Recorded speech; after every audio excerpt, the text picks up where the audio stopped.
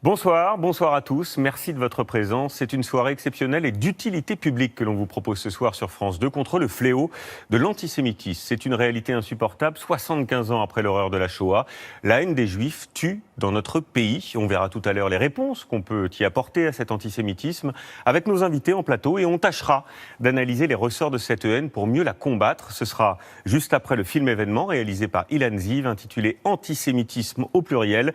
C'est raconté par Rachida Brakni. Un film qui décortique les origines de cette haine à travers l'histoire. Et puis en troisième partie de soirée, à ne pas manquer, le documentaire chronique d'un antisémitisme d'aujourd'hui, réalisé par Georges Benayoun. Ce sera à partir de 23h50. Voilà pour le programme. D'abord donc le documentaire Antisémitisme. Et nous, on se retrouve avec nos invités en plateau juste après. À tout à l'heure.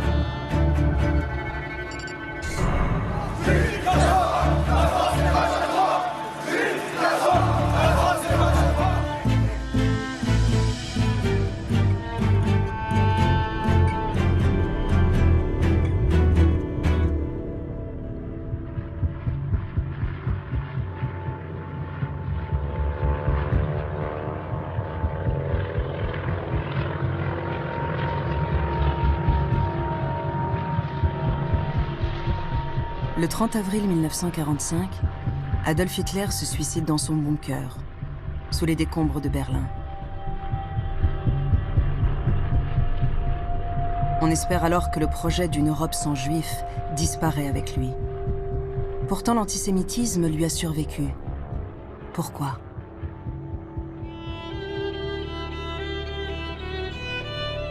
Pour répondre à cette question, il faut remonter le temps. C'est ici, dans la cour de l'école militaire, que commence notre enquête. Les idées génocidaires ne sont bien sûr pas nées ici. Mais c'est là que, pour la première fois en Europe occidentale, l'antisémitisme est encouragé par un État. L'opinion publique va s'en emparer.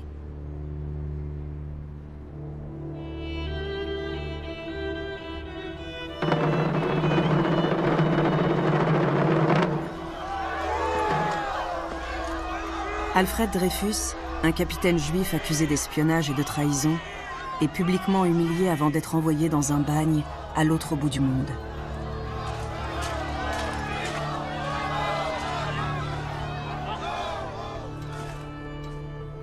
Dreyfus se situe un peu avant le drapeau, à cette hauteur-là.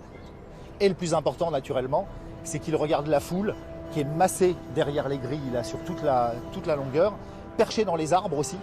Il y a des gens dans tous les arbres, il y a des immeubles derrière et les fenêtres ont été louées, assez cher d'ailleurs, pour que les gens puissent effectivement assister au spectacle.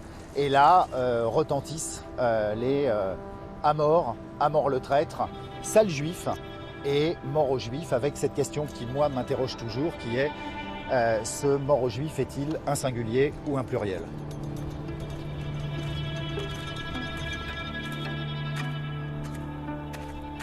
Parmi les quelques journalistes autorisés à pénétrer dans la cour, se trouve un jeune correspondant juif d'un important journal progressiste basé à Vienne. Comme Dreyfus, il veut croire en la possibilité pour les Juifs d'être intégrés pleinement aux sociétés occidentales, d'être citoyens à part entière. Le box des journalistes est ici, derrière moi. C'est là qu'Herzl est placé pour assister et il va en faire un reportage qu'il va intituler « La dégradation ». Au nom du peuple français, nous vous dégradons. Soldats, on dégrade un innocent! Il crie « Je suis innocent » et c'est la foule, non pas des passants ordinaires, des citoyens ordinaires, mais c'est la foule des soldats qui sont présents. C'est un chiffre énorme. Les tambours battent la générale. Herzl écrit « Un greffier militaire commença à arracher les boutons et les galons de l'uniforme.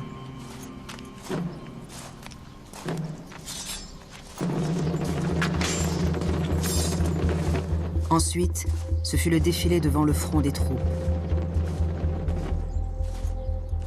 Un groupe d'officiers s'écria « Judas, traître !» C'est-à-dire que là, ce n'est pas un cri qui vient de la foule, c'est un cri qui vient de l'institution militaire. C'est comme si la France disait à Alfred Dreyfus, vous êtes non seulement un espion au service de l'Allemagne, mais vous êtes le rejeton de cette race qui a trahi par essence la race de Judas. La terrible réalité dont Herzl vient d'être témoin achève de le convaincre que sans la protection de l'État, les Juifs européens sont condamnés à disparaître. Pour lui, la seule solution face à l'antisémitisme croissant est de créer un État juif loin de l'Europe. Alfred Dreyfus disparaît bien avant les camps de la mort. Mais plus de 100 ans après, la haine de l'autre reste toujours vivace. Théodore Herzl, lui aussi, meurt bien avant la création de l'État d'Israël.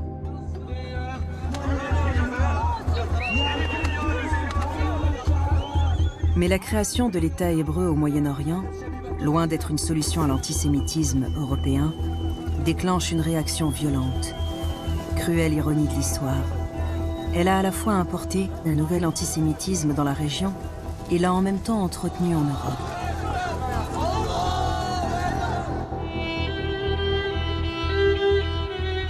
Un siècle après cette cérémonie, nous continuons d'en subir les conséquences. Nous comptons toujours les victimes.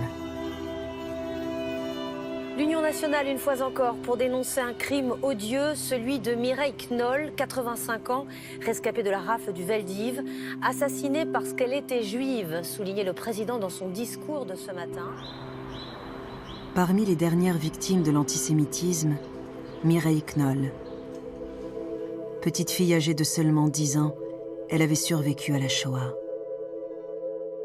À 85 ans, elle est rattrapée par l'antisémitisme contemporain, poignardée à mort par un voisin.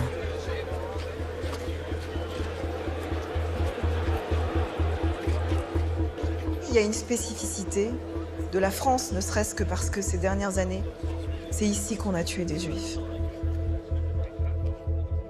Mais en même temps, on aurait tort de s'imaginer que ce qui s'est produit en France ne dit rien d'un phénomène international et de quelque chose qui est à l'œuvre partout, qui vient raconter une histoire beaucoup plus grande que nous. Une histoire à laquelle aucun collectif aujourd'hui, dans ses haines de l'autre, n'échappe.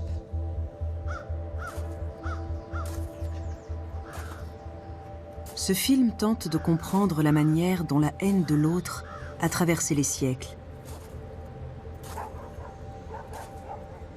Nous allons suivre les acteurs de cette haine et en raconter l'histoire. J'étais avec mon épouse dans le 16e et on a une cousine qui a dit qu'il y avait le feu chez ma mère. C'était inimaginable pour moi qu'un drame pareil puisse arriver à ma mère. On ne pouvait pas imaginer, en plus un assassinat. Et au début, on nous a parlé que du feu. Et le feu, pour moi, c'était les camps de concentration, c'était les Juifs en cendres. C'était l'horreur, quoi. Déjà, c'était l'horreur. Mais je n'imaginais pas ce que j'allais apprendre 2-3 jours plus tard, au commissariat.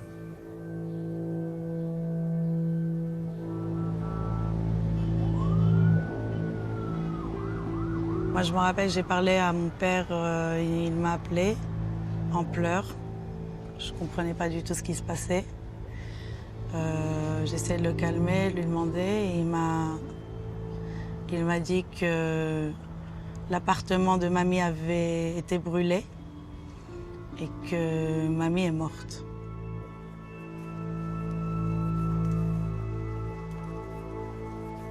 Quand il nous a dit qu'elle a été poignardée de 11 fois, 11 coups de couteau, je suis presque tombée par terre.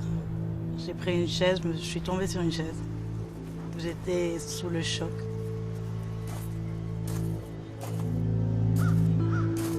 L'assassin était un voisin qu'elle accueillait les bras grands ouverts. Vous savez, mon intelligence ne me permet pas de comprendre. Il n'y a rien à comprendre. Comment on peut tuer une femme comme ma mère qu'il connaissait depuis l'âge de 8 ans? C'est insupportable et incompréhensible. Il n'y a aucune excuse. Aucune.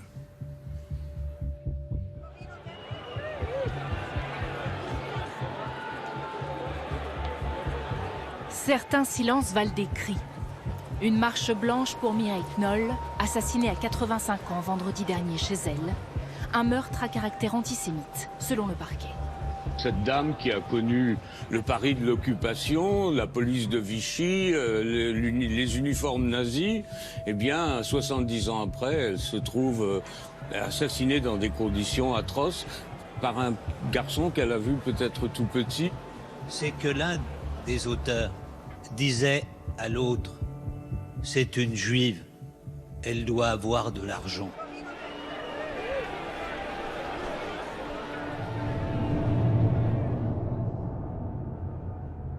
Comment est-il possible qu'une retraitée, vivant en HLM et ne percevant que 800 € par mois, ait pu devenir un symbole de richesse?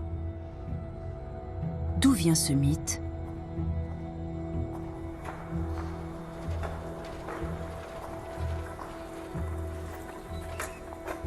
Les stéréotypes qui ont assassiné Mireille Knoll sont apparus des siècles avant sa naissance. Pour comprendre d'où ils viennent, nous devons nous plonger dans l'Europe du Moyen Âge.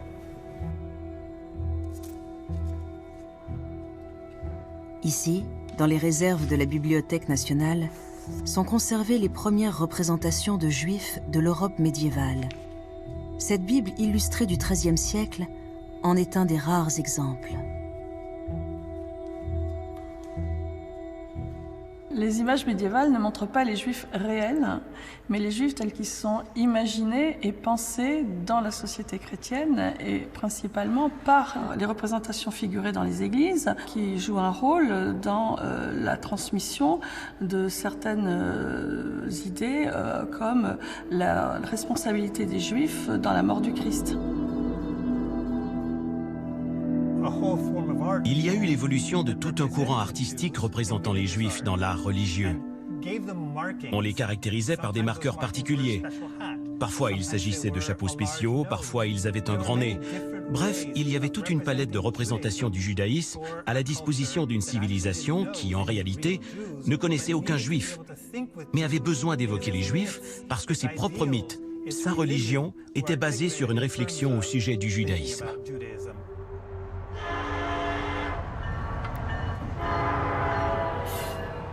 Les arrière-petits-enfants d'Alfred Dreyfus sont en route vers Strasbourg, en Alsace, berceau de la famille. Ils veulent suivre les pas de leur arrière-grand-père et comprendre les origines de la haine anti-juive qui a bouleversé sa vie. J'ai dû en entendre parler quand j'avais 11-12 ans, après avoir lu le livre qu'il s'agissait de mon arrière-grand-père. J'ai été très émue et très choquée, parce que je n'ai pas compris pourquoi un homme aussi intègre, aussi patriote, avait pu être accusé de trahison uniquement parce qu'il était juif, alors que c'était un Français d'abord et surtout, il était très attaché à la France et jamais il n'aurait trahi son pays. Ça m'a beaucoup choquée et je me suis posé beaucoup de questions pendant longtemps.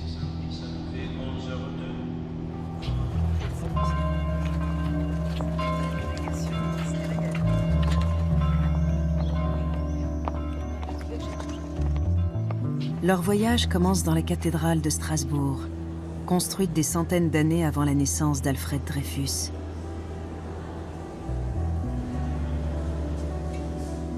L'association des Juifs avec le diable ne se trouvait pas uniquement dans les Bibles illustrées.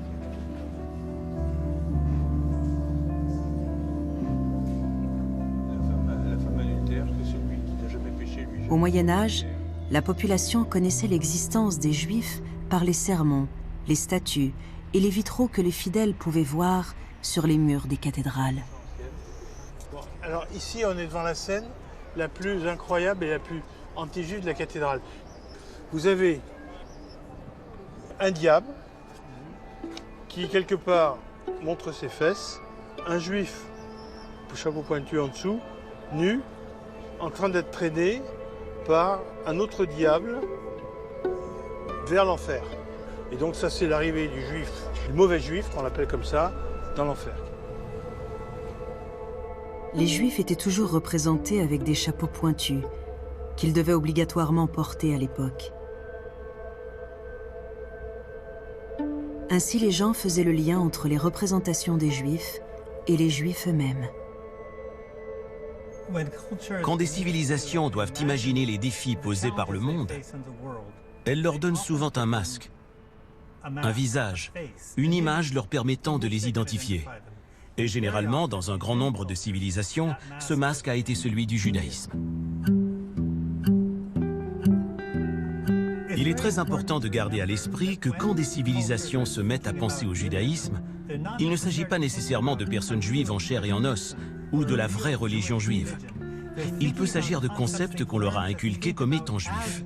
Des civilisations en sont venues à considérer que l'argent était une caractéristique juive, que la conspiration était une caractéristique juive, et que le pouvoir était une caractéristique juive. Et ce n'est pas parce qu'il y a un lien entre le pouvoir et la religion juive. Ce n'est pas non plus parce que les Juifs de leur entourage, s'ils en connaissent, sont des personnes détenant du pouvoir.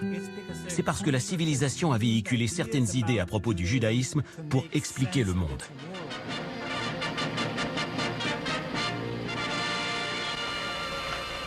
We should be thankful my business is good, eh?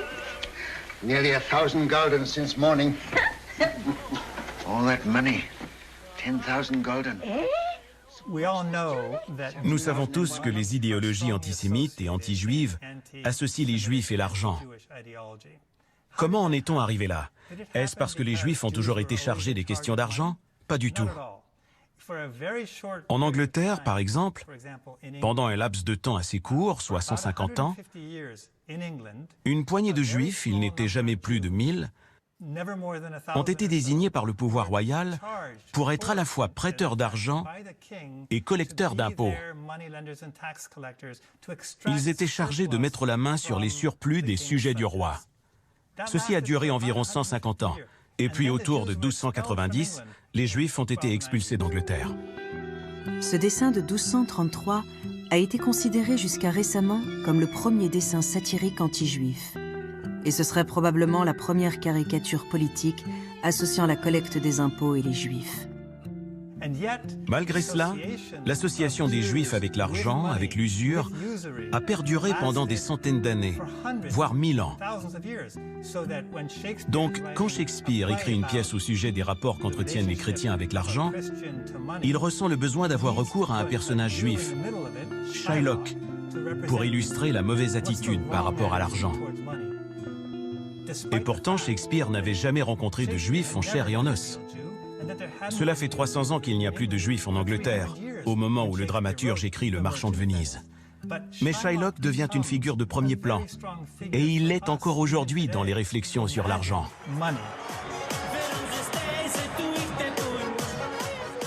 Ce carnaval local a été filmé en mars 2019 dans une petite ville près de Bruxelles. Ces images témoignent de la persistance des stéréotypes juifs et de la représentation des Juifs comme les autres.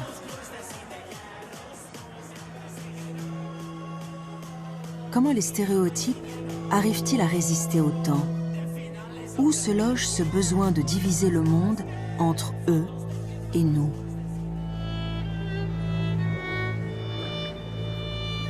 La neuroscience montre que quand ces marqueurs culturels sont installés, il est très difficile de s'en défaire. Ils évoluent, deviennent partie intégrante de notre culture, colorent notre vision du monde et survivent pendant des siècles. Il est bien possible que logés dans nos cerveaux figurent des images d'eux, créées des siècles avant notre naissance.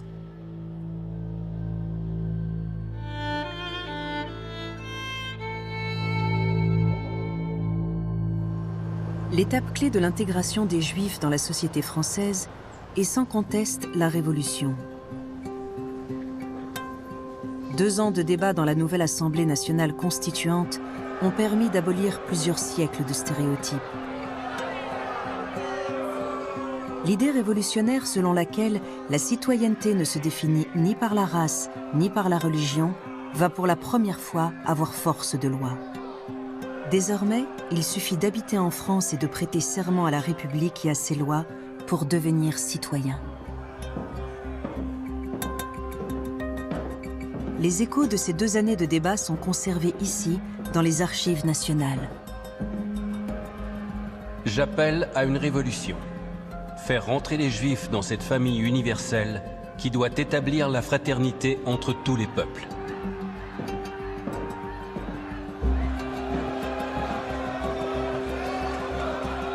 Les Juifs ont traversé 17 siècles sans se mêler aux autres nations. Ils n'ont jamais fait que le commerce de l'argent.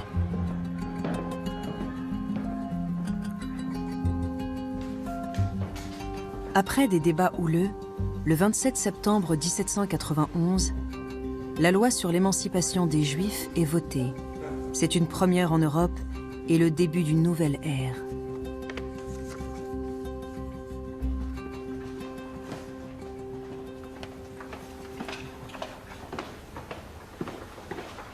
Mais il reste à appliquer cette nouvelle loi.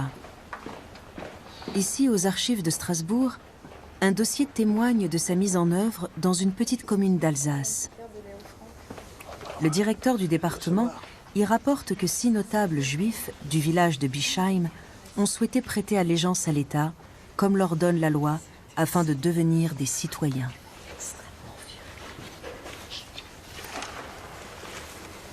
On cherche le 30 avril. 30 avril. Donc en fait, vous aviez une pétition relative aux troubles qui eurent lieu au dit Bischheim en lien avec la prestation de serment civique des citoyens juifs. L'affaire, c'est simple. Les Juifs demandent à prêter le serment civique, donc s'engagent auprès de la nation, mais demandent un certain nombre de conditions. Premièrement, ne pas faire le signe de croix, ce qui paraît important, pas relativement évident. Deuxièmement, garder leur chapeau. Le demande et tout le monde accepte. Et à Bischheim, non, il faut absolument qu'ils s'assimilent, non pas seulement qu'ils s'intègrent, mais qu'ils s'assimilent à la population en faisant le signe de croix et en quittant leur chapeau pour pouvoir prêter le serment de citoyenneté locale. Alors c'est quand même assez étonnant et c'est une des grandes ambiguïtés de la Révolution, en fait, cette affaire. Alors là, on tombe en plein sur toutes les histoires de la citoyenneté en France. Qu'est-ce que c'est? Est-ce que tout le monde doit être identique ou est-ce qu'on peut garder son particularisme à l'intérieur de la nation? Et c'est vraiment ce qui fait de ceci l'événement du jour, quoi, un événement extrêmement moderne finalement. C'est le problème aujourd'hui encore. Ces notables ont sollicité l'appui du représentant de l'État pour contester l'obligation de faire le signe de croix et de découvrir leur tête au moment de prêter serment. Ils ont obtenu gain de cause.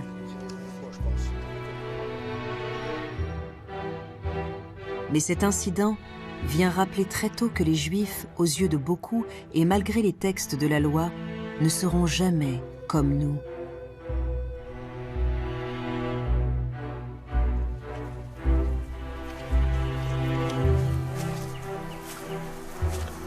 Pas des méchants, ça. Là,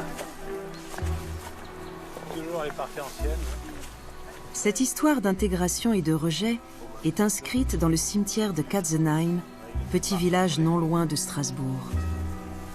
Plus tard, on trouvera le nom à l'arrière, mais à cette époque, il y a uniquement le nom en hébreu. Là.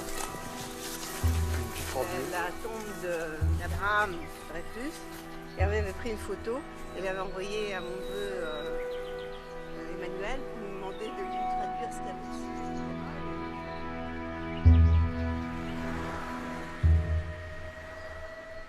Le cimetière a été construit en 1793. Si les inscriptions des premières tombes sont encore en hébreu, les suivantes sont en français. Ce changement témoigne de l'assimilation progressive des Juifs. Voilà, ici, on a une tombe donc d'un Dreyfus, ça vaut le coup d'en parler. Ce qui est intéressant, c'est qu'il est mort pour la France en 1944. On n'en sait pas plus. Alors, il faut aussi savoir que le nom Dreyfus est le nom le plus courant chez les Juifs. 65 à 70% des Dreyfus sont inscrits à la communauté.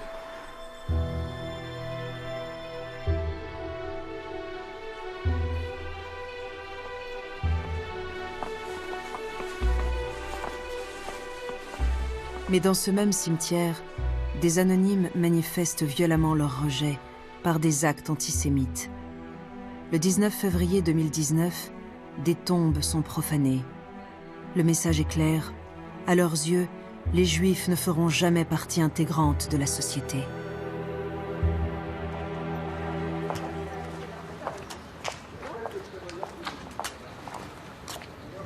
Voilà.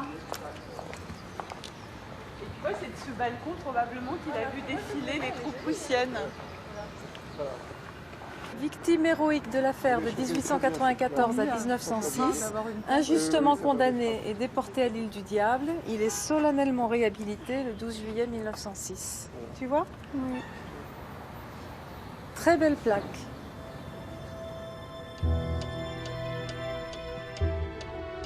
La famille Dreyfus possède des souvenirs de leur arrière-grand-père, des lettres et des photos. Ça, c'est la décoration qui lui a été remise à Alfred Dreyfus. Pendant qu'il était en prison, Alfred Dreyfus a tenu un journal.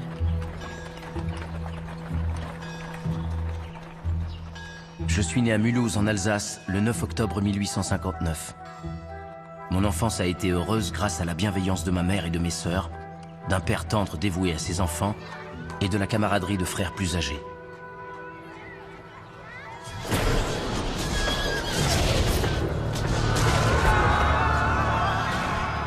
Mon premier chagrin fut la guerre entre la France et la Prusse.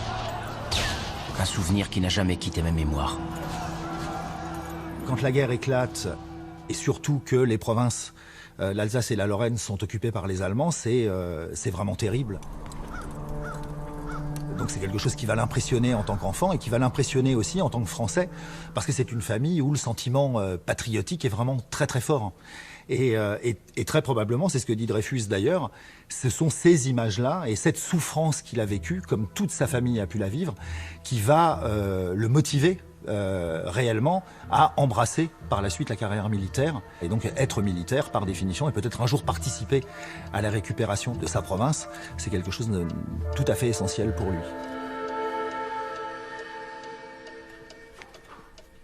Une fois l'Alsace annexée par l'Allemagne, les citoyens alsaciens doivent choisir entre les nationalités allemandes ou françaises.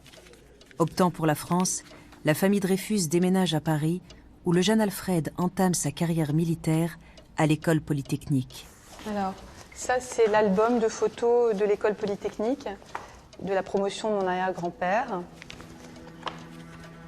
Voilà, que vous avez ici en médaillon. Alfred Dreyfus rejoint les rangs de l'armée. Il n'a pas conscience de la menace que représente la montée du nationalisme suite à la défaite de la France face à la Prusse en 1870.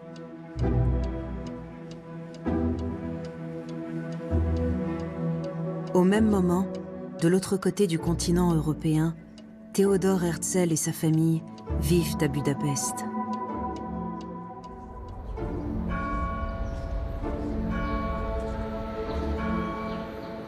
Bien plus pratiquants que la famille Dreyfus, ils croient eux aussi en un idéal d'intégration. Leur maison était située juste à côté de la synagogue.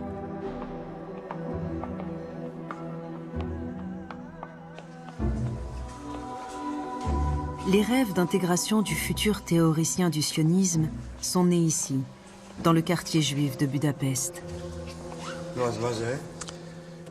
Ici se trouve le banc que la famille de Théodore Herzl avait acheté. Yaakov Herzl, le père de Théodore Herzl, l'avait acheté pour que la famille puisse venir faire ses prières. Bien sûr, dans les archives de la synagogue.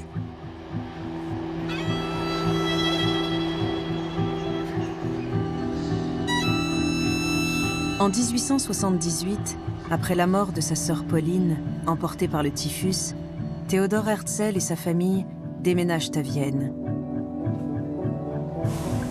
Ce sera la nouvelle étape d'Herzl dans sa construction intellectuelle.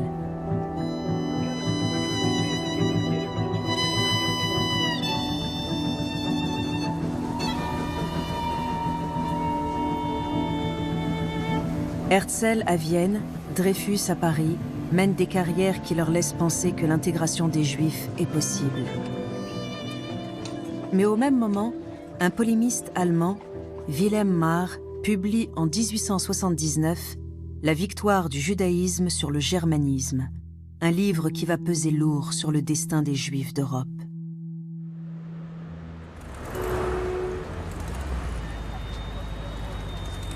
Nous sommes dans les années qui ont suivi la guerre de 1870. En France, la défaite contre l'Allemagne entraîne une montée du nationalisme et le besoin de trouver un bouc émissaire. De l'autre côté du Rhin, le Reich, nouvellement créé, se cherche une identité. C'est Wilhelm Marr qui invente le terme antisémitisme. Et Moshe Zimmermann le considère comme le patriarche de l'antisémitisme. La biographie de Marr est importante car elle établit le lien entre l'émancipation des Juifs et l'antisémitisme. Car justement, avant elle, il manquait cette explication liant l'émancipation à cette nouvelle poussée d'antijudaïsme. Après tout, la haine des Juifs existait déjà depuis si longtemps.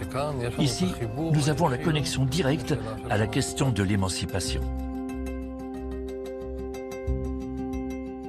Wilhelm Marr affirme que les Juifs ne s'intéressent qu'à leur propre émancipation et pas au combat de tout le peuple allemand pour la liberté et la démocratie. Pour lui, accorder aux Juifs le même statut qu'aux citoyens allemands était comme introduire un corps étranger dans le système politique allemand. Dans son livre, Marr estime que certes l'Allemagne a gagné la guerre contre la France, mais elle a perdu sa culture et son identité face aux Juifs.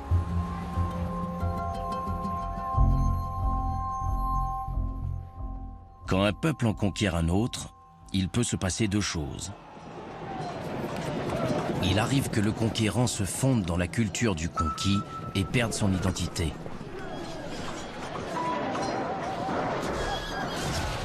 Ou le conquérant peut aussi réussir à impressionner le conquis avec sa culture. C'est d'ailleurs ce qui s'est passé avec la race anglo-saxonne en Amérique du Nord.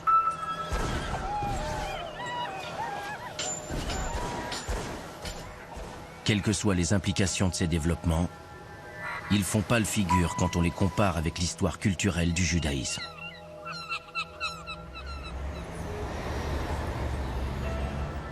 Wilhelm Marr a inventé le terme d'antisémitisme, mais le plus important à retenir, c'est qu'il a défini les Juifs comme une race et le concept de guerre entre cette race et l'Allemagne. Ces idées ont été reprises par le recteur de cette université à Berlin. C'est ainsi que le concept d'antisémitisme s'est répandu à partir de la fin du XIXe siècle.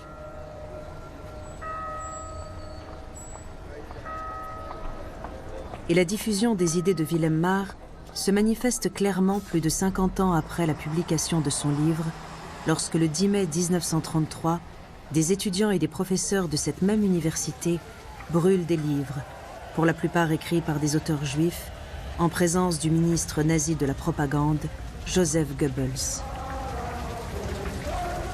Ce fut la réponse du Troisième Reich au fantasme de conquête culturelle juive imaginé par Marr. Meine Kommilitonen,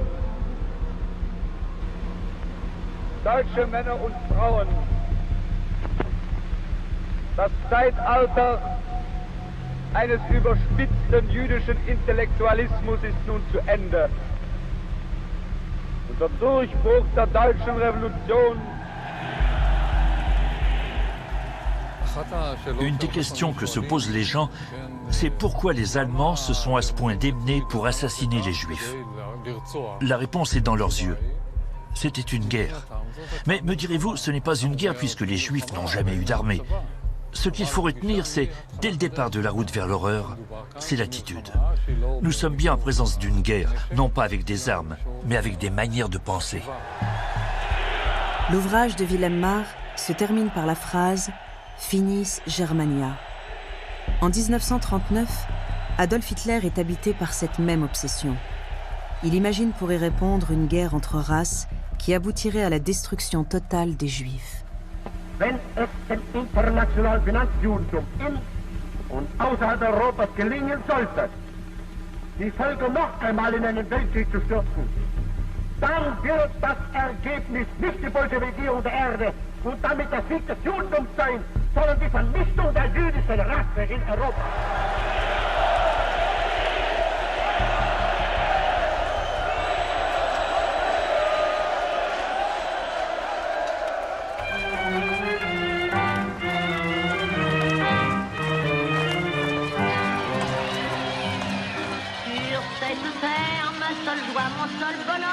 Le Paris de la Belle Époque, capitale européenne des arts, de la culture, des cafés et de la vie mondaine.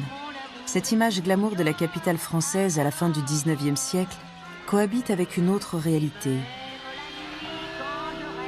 Ici aussi se propage un virulent antisémitisme qui trouve bientôt son porte-parole. Si Wilhelm Marr est le père de l'antisémitisme, alors Édouard Drummond en est indéniablement le gourou. Drummond naît en 1844 dans un milieu de la petite bourgeoisie parisienne. Son père est fonctionnaire à l'hôtel de ville. Il mène une vie, une jeunesse assez tranquille avec sa sœur. Et puis il va être confronté à un drame familial qui va être essentiel dans la formation de sa personnalité.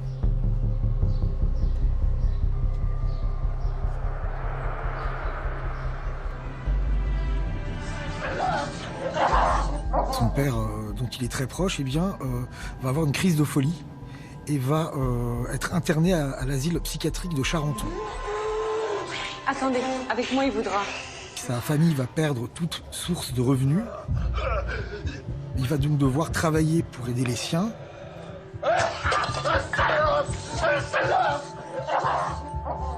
Pendant ces années difficiles, Drummond nourrit une rancune contre le règne de l'argent qu'il associe aux Juifs.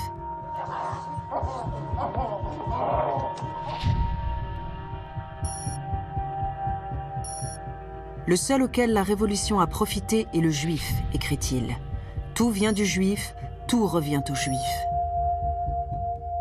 Pour lui, les Juifs symbolisent la modernité, le capitalisme, le libéralisme. Et surtout, les Juifs, selon lui, veulent déchristianiser la société. Ils sont à l'origine des persécutions visant les catholiques. Ils sont à l'origine d'un grand complot juif pour déchristianiser la France, quoi. C'est quelque chose qui est très enraciné dans son imaginaire, donc il va appliquer un petit peu à tous les domaines de la vie sociale, que ce soit l'architecture, la création artistique, la littérature, tout ce qui est avant-garde, tout ce qui est moderne, tout ce qui bouscule un petit peu les certitudes, tout ce qui symbolise aussi le progrès sera associé par Drummond à un complot juif, ce qui lui permet d'expliquer à bon compte tous les changements qui affectent la France. Là on est juste devant la bourse, aujourd'hui c'est plus la bourse. À l'époque, c'était ici que s'opéraient les transactions financières. C'était évidemment, aux yeux de Drummond et de ses acolytes, le temple du veau d'or. C'était ici que commençait la modernité et la décadence.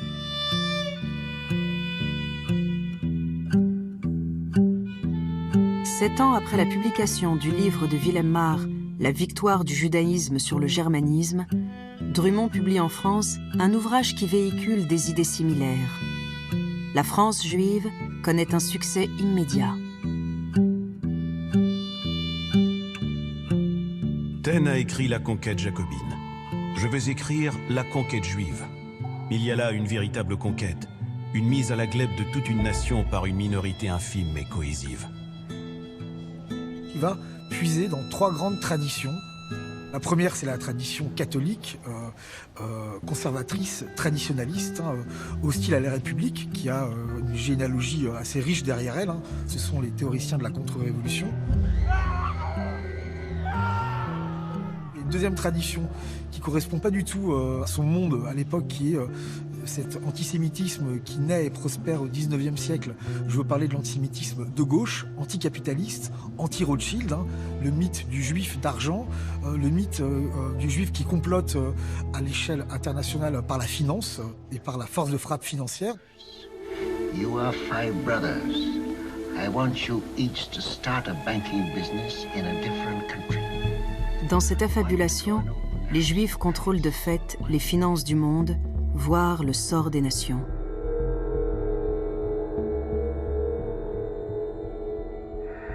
Et puis enfin une troisième tradition, la fin du 19e siècle, c'est l'époque de l'essor des théories raciales. Avec la biologisation des êtres humains, on tente de les catégoriser, on tente de faire des hiérarchies entre les hommes.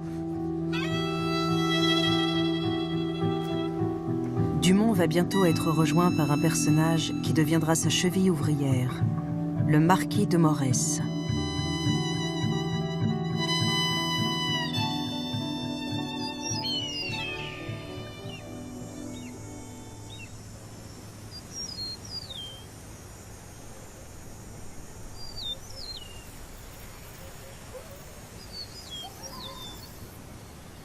C'est dans le Dakota du Nord, aux États-Unis, que se joue son adhésion à l'idéologie antisémite.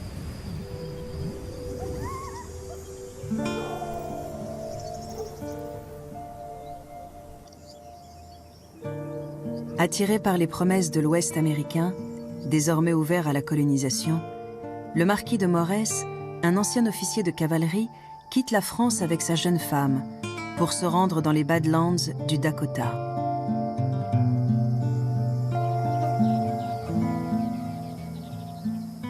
Bienvenue sur la terrasse du château de Morès, site historique de l'État. Il s'agit d'une bâtisse construite par le marquis de Morès au printemps 1883. Il est venu ici dans les Badlands du Dakota du Nord pour faire fortune dans le secteur du bétail. Mais une vive concurrence et une météo difficile conduisent l'entreprise à la faillite. 3 ans plus tard, il est de retour à Paris. S'inspirant de la France juive de Drummond, il attribue son échec à une conspiration juive, même s'il paraît absurde de rendre des juifs responsables de la météo du Dakota. Il rejoint la ligue antisémitique d'Édouard Drummond. Sur les grands boulevards comme au faubourg, le sourire et l'œil flambant d'amour, on me voit passer vive et charmante, chacun me complimente et me crie « Ouais, bonjour !» Même s'il dit détester le Paris de son époque, Drummond passe son temps dans les cafés, sur les grands boulevards. Mais ses lecteurs se trouvent ailleurs, entre bourgeois conservateurs et laissés pour compte de la révolution industrielle. Derrière la façade de la splendeur et de la richesse, il existe un autre Paris, décrit par Émile Zola et Victor Hugo. C'est ici que vivent une partie de ses adeptes. Ça, c'est pas la France de la bourse, qui est une France des laissés pour compte, une France des perdants de la mondialisation, une France saisie de vertige devant le changement qui s'opère à toute allure, puisque cette première mondialisation délite tous les anciens cadres de l'ancienne France, et il y a une grande peur qui saisit une partie de la population. Et c'est à ces laissés pour compte, à ces perdants de la modernité que Drummond va s'adresser en priorité, qu'il va trouver le message le plus fédérateur en désignant un seul et unique responsable à ce changement inexplicable. Le responsable, c'est le juif associé à la République, à la modernité et à la déchristianisation de la société française. Au cours de l'année où le marquis de Morès a construit sa maison et son entreprise dans le Dakota du Nord, Édouard Drummond fonde son propre journal, La Libre Parole, pour donner plus d'ampleur à la cause de l'antisémitisme. Félicitations, bravo. Bravo, félicitations, bravo. Alors, Barbapo. Doucement, doucement. Bravo les morts aux juifs. La Libre Parole, ce journal qu'il fonde en avril 1892, et qui est le premier journal uniquement dédié, enfin le premier grand journal uniquement dédié à la lutte anti-juive. Toute l'actualité politique intérieure, internationale, même culturelle, l'actualité des théâtres, eh bien, est analysée uniquement dans le prisme de la lutte anti-juive et de l'antisémitisme. Ah, mise en liberté d'Édouard Drummond, je suis ravi. Mes chers amis, la libre parole est plus indépendante et plus prospère que jamais. Ce qui est intéressant, c'est que dans cette scène, Drummond revendique la liberté d'expression garantie par les institutions républicaines, prétend paradoxalement combattre au nom de la République pour porter un discours profondément hostile aux idéaux et aux valeurs qui sont celles de l'héritage de la Révolution française. Il y a toujours ce paradoxe, invoquer la liberté d'expression pour combattre la République. Morès et Drummond travaillent en tandem pour faire vivre leur Ligue antisémitique de France, fondée en 1889. Pendant que Drummond publie des idées antisémites dans son journal, Morès organise des troupes de choc recrutées dans les abattoirs parisiens. Leur objectif est de mettre en faillite les bouchers juifs.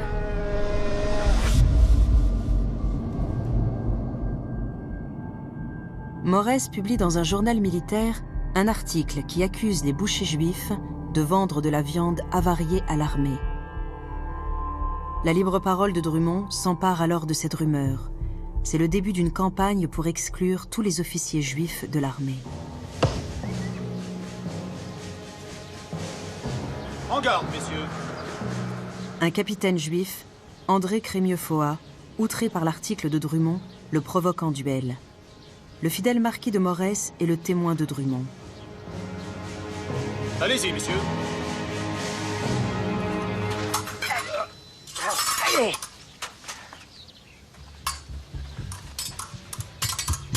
Les deux hommes sont blessés. Et selon la coutume, les deux témoins, le capitaine Meyer, lui aussi de confession juive, et le marquis de Morès, doivent à leur tour s'affronter en duel. Les officiers israélites de l'armée française sont des patriotes, prêts à mourir pour leur pays. Voilà ce que j'ai voulu prouver en provoquant en duel monsieur Drummond. Parmi les journalistes qui couvrent ce second duel, on trouve Theodor Herzl. Il était arrivé à Paris un an plus tôt, comme correspondant politique pour un journal viennois libéral.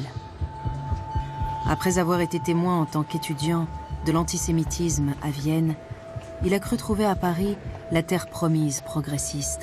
Et pour Herzl, c'est un rêve qui se réalise.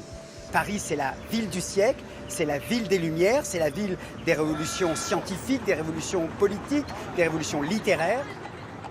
Mais très rapidement, il remarque que l'antisémitisme se répand aussi ici, dans le pays des droits de l'homme. Le capitaine Meyer est tué par le marquis de Morès dans ce second duel. Herzl en est choqué. Il décide alors de se rendre à l'enterrement.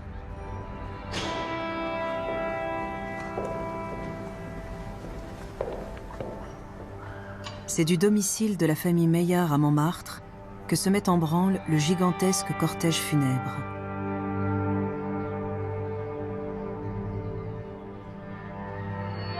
C'est un événement médiatique, toute la presse en parle. Nous avons Le Matin, le 19e siècle, le Petit Journal, tout le monde en première page, avec même une illustration de la figure de ce capitaine Meyer. Il s'agissait d'accompagner au cimetière un simple capitaine, un pauvre soldat tué en duel pour avoir défendu sa religion, comme la proclamation, comme le pèlerinage de la liberté de conscience. Comment on peut comprendre que 2 ans plus tard, on va avoir une foule inverse qui va crier « mort aux Juifs »,« Judas le traître »,« abat les Juifs ». Voilà. Alors où est la France? Elle est dans cette procession absolument émouvante, ou elle est dans cette foule qui va faire cette affaire Dreyfus? À l'Assemblée nationale, le ministre de la Défense déclare « Dans l'armée française, nous ne reconnaissons ni juifs, ni catholiques, ni protestants, que des officiers. » Assis dans la galerie de l'hémicycle, Herzl prend note des vifs applaudissements qui ont salué ce discours. Spontanément, plus de 100 000 personnes suivent les funérailles, dont des dizaines d'organisations citoyennes, des personnalités, des militaires venus rendre hommage au capitaine. Parmi la foule se frayant un passage pour se rendre au cimetière Montparnasse, se trouve Theodor Herzl. Il est impressionné par le cortège et par la couverture de l'événement. L'antisémitisme, écrit-il, reste une anomalie en France.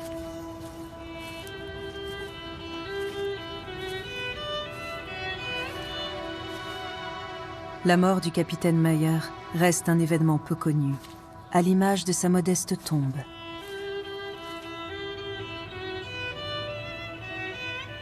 Pourtant, l'émotion collective qui l'a accompagné jusqu'à sa dernière demeure nous révèle une toute autre France que celle que nous allons découvrir 2 ans plus tard avec l'affaire Dreyfus.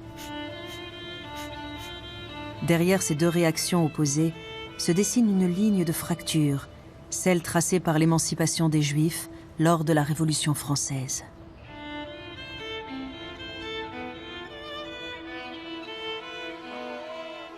Le samedi 13 octobre 1894, le capitaine Alfred Dreyfus reçoit une lettre lui ordonnant de se présenter en tenue civile au ministère de la Guerre. La matinée était belle et fraîche. Le soleil s'élevait à l'horizon, chassant le brouillard léger et ténu. Tout annonçait une superbe journée. Comme j'étais arrivé un peu à l'avance au ministère, je me promenais quelques minutes devant la façade, puis je montais au bureau.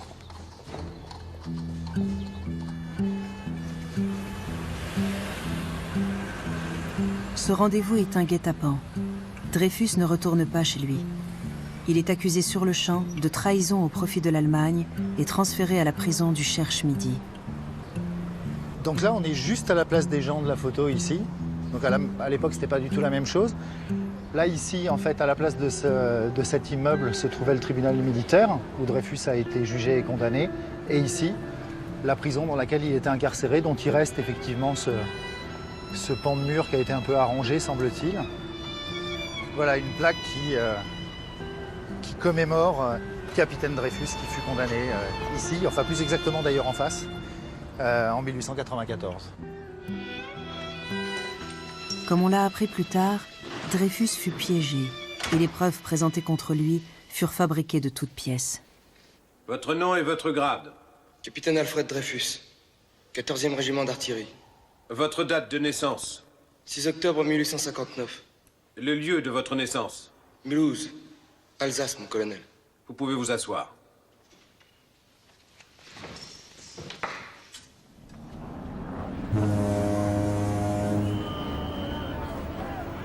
Dreyfus est reconnu coupable d'espionnage et de trahison. Il est dégradé, exclu de l'armée et envoyé sur l'île du Diable, en Guyane, pour purger une peine d'emprisonnement à vie. Sans qu'Alfred Dreyfus, en exil, ne le sache, son cas a commencé à déchirer l'opinion. Le 13 janvier 1898, Émile Zola publie son fameux « J'accuse ». C'est le début de l'affaire Dreyfus. Une caricature de Carandache, publiée dans le Figaro datée du 14 février 1898, rend bien l'humeur du moment. Un dîner de famille avant et après une discussion au sujet de Dreyfus.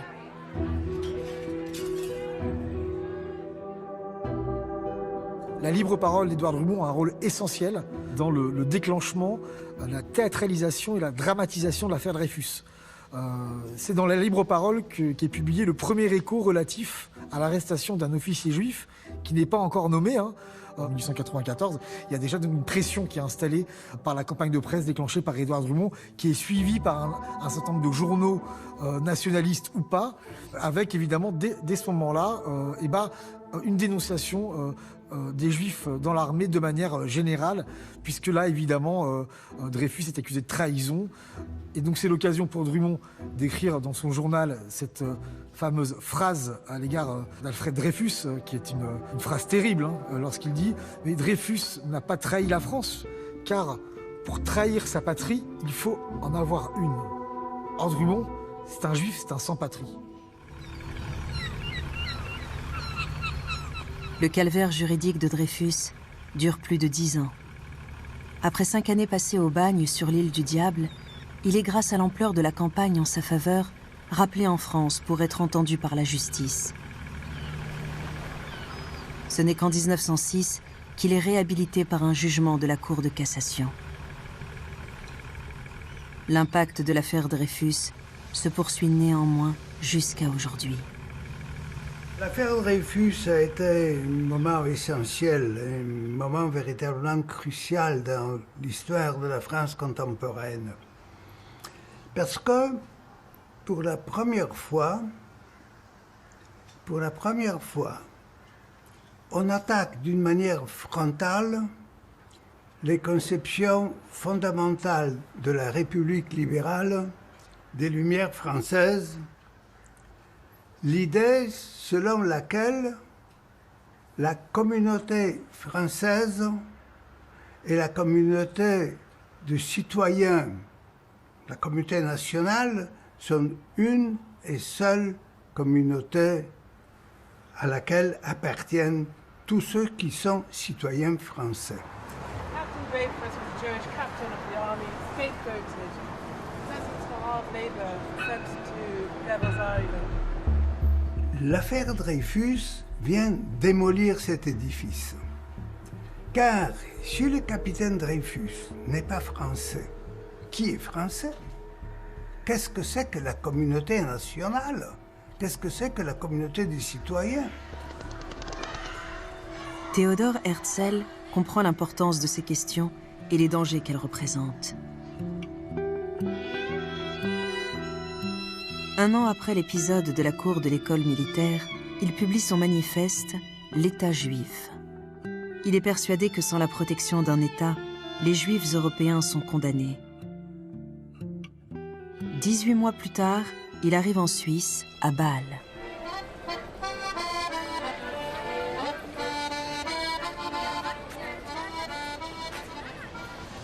Bâle se trouve être la seule ville qui a accepté d'accueillir le premier congrès sioniste. L'idée d'un État juif était considérée à l'époque comme un dangereux fantasme. Herzl arrive à Bâle vers la fin de 1897. Là, il lance la plateforme du premier congrès sioniste avec des personnes qu'il n'avait jamais vues jusqu'ici. Il n'avait aucune idée de qui allait venir, de qui allait être dans l'assistance, quelles opinions allaient être exprimées et quels étaient les intérêts en jeu. Cette expérience le met dans un état de choc. Les participants venaient essentiellement de pays d'Europe de l'Est, cherchant désespérément une solution à l'antisémitisme qui y faisait rage. Trop pauvres pour financer le voyage, ils avaient réuni l'argent au sein de leur communauté.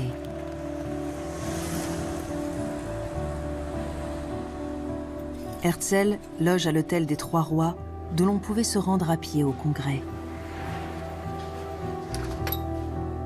Conscient de l'impact des images, il invite même un photographe à saisir l'instant. À peine 2 ans et demi après avoir quitté la cour de l'école militaire, Theodor Herzl n'a qu'une obsession, l'organisation de ce congrès qu'il va jusqu'à financer lui-même.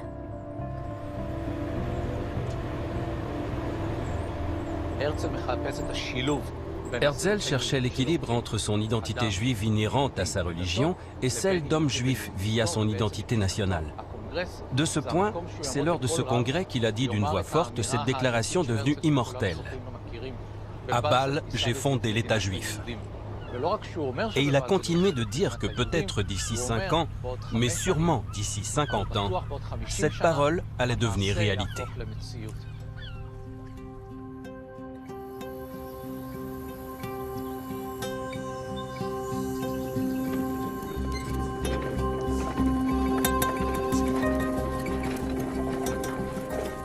C'est à Bâle que Herzl lance l'idée de la création d'un État juif.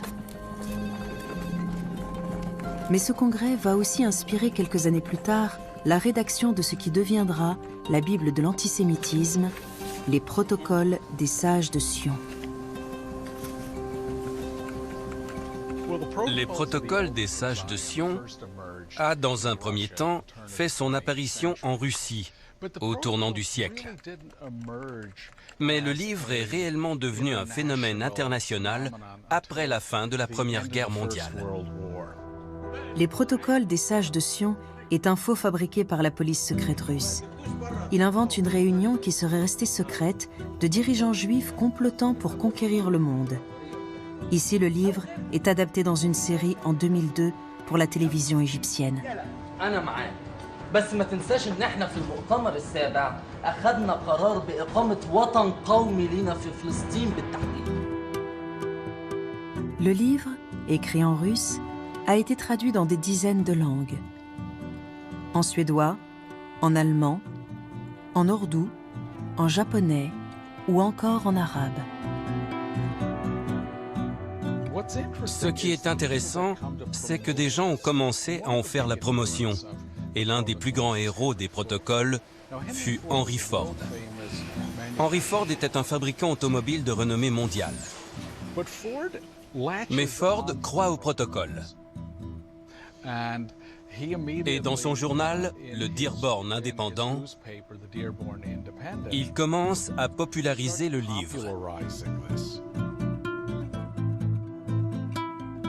Et au bout du compte, les articles de Ford furent publiés dans le livre Le Juif international.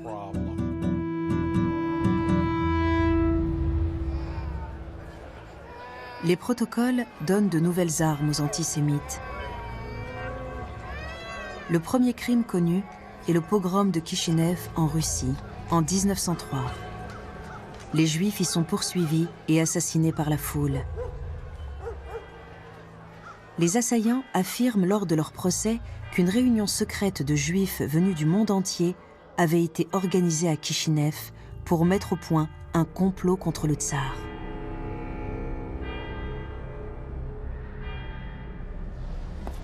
Une autre victime des protocoles, Walter Rathenau, le ministre des Affaires étrangères de l'Allemagne de Weimar, est assassiné le 24 juin 1922.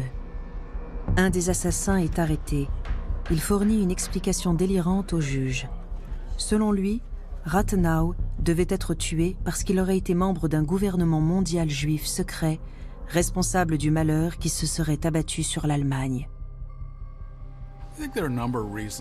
Il existe plusieurs raisons expliquant que les protocoles, contrairement à d'autres théories de conspiration ciblant des personnes en particulier, ont survécu si longtemps.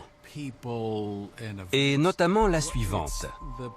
Le livre permet à quelqu'un d'y ajouter toutes sortes d'informations, ce qui fait qu'il peut en permanence être réactualisé.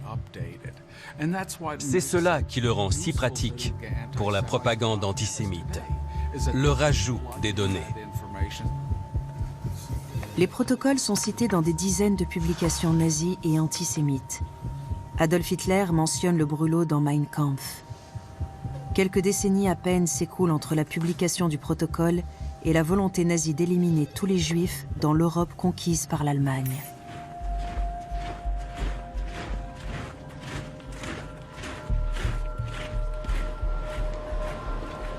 Le 22 juin 1940, reddition sans condition de la France à l'Allemagne. La France est autorisée à conserver une zone non occupée dans la moitié sud du pays, où le maréchal établit le régime de Vichy.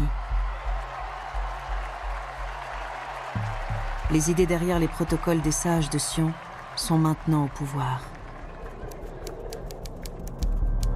À peine 4 mois plus tard, et de sa propre initiative, le gouvernement de Vichy publie des lois définissant les Juifs comme une race.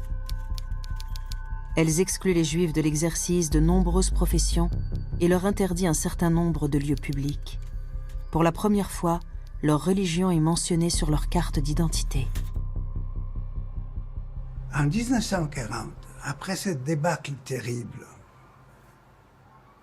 la France, l'État français n'a rien d'autre de plus important que les Juifs. Son grand problème dans la reconstruction du pays, la refondation des institutions. Les Juifs sont tellement importants. Et la question est oui, ils sont importants, parce qu'ils sont le symbole de cette décadence française à laquelle il faut mettre fin. À Paris, au Palais Berlitz, vient de s'ouvrir l'exposition Le Juif et la France. Pendant les 3 premiers jours, 13 000 personnes ont visité cette remarquable exposition où se trouvent rassemblés les documents, les photographies démontrant le péril juif dans tous les domaines de l'activité nationale. Les protocoles de Sion sont au cœur de la propagande du régime de Vichy. Dans des expositions comme celle-ci, le régime essaie de monter la population contre le péril juif. Tous les postes de commande de la Maison France se trouvaient entre les mains des Juifs. Les lois raciales d'octobre 1940, c'est le dernier clou dans le cercueil de la Révolution française. C'est comme si le rêve de Drummond était devenu réalité. Centenaire d'Édouard Drummond. Sur sa tombe, le commandant Polchak va souligner la prodigieuse influence qu'eut sur notre siècle l'auteur de la France juive. l'homme qui codifia véritablement l'antisémitisme en le replaçant dans le cadre des traditions françaises. Ces tableaux, ces statistiques donnent véritablement le vertige. Ils prouvent combien la France, victime de sa générosité... Les drumontistes purs et durs continuent à se réunir ici en un geste de radicalité politique. Les tièdes sont vomis. Il faut continuer jusqu'au bout à valoriser Édouard Drumont, qui était à leurs yeux le grand prophète de la lutte anti-juive. Et du point de vue des drumontistes français, Drumont annonçait Adolf Hitler, l'antisémitisme en action, l'antisémitisme des lois anti-juives de l'occupation. C'est la revanche posthume d'Édouard Drumont.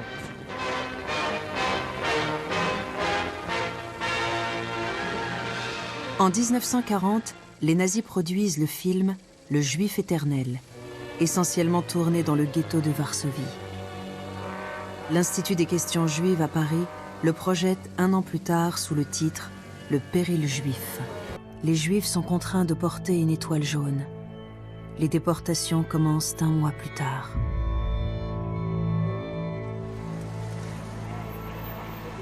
Mireille Knoll est née en 1932 et a grandi au 41 rue de Turenne jusqu'au 16 juillet 1942.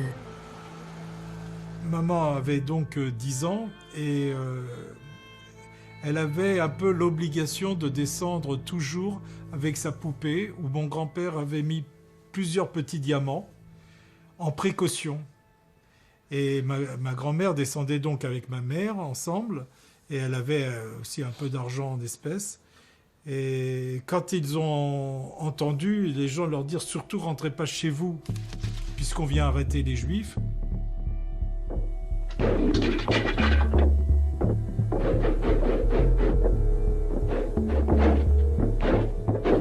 il n'existe pas de photos de ces scènes qui se sont répétées dans tout Paris, seulement des films de fiction. Ils sont partis directement prendre le car pour la ligne de démarcation et aller vers Montauban. Et ça les a sauvés. Plus de 13 000 Juifs sont arrêtés et conduits au Veldiv. C'est le premier lieu de transit vers les camps de la mort. Il ne reste aujourd'hui que cette photo, prise de l'extérieur.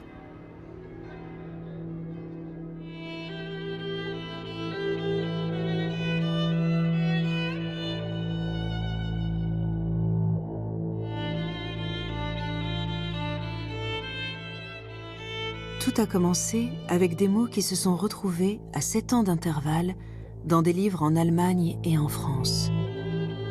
Deux individus, Wilhelm Marr et Édouard Drumont, ont façonné l'antisémitisme contemporain en faisant entrer les imaginaires médiévaux au sujet des Juifs dans un nouveau concept de guerre des races.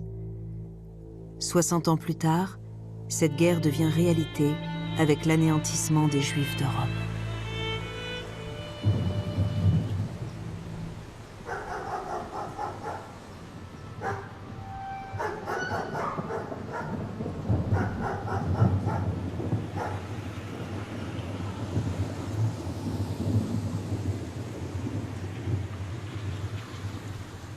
Au 41 rue de Turenne, où habitait Mireille Knoll, 5 enfants sont déportés vers la mort à la suite de la rafle du Veldiv. Huguette Charezik, 11 ans.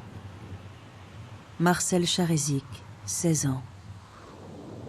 Raymond Charezik, 17 ans.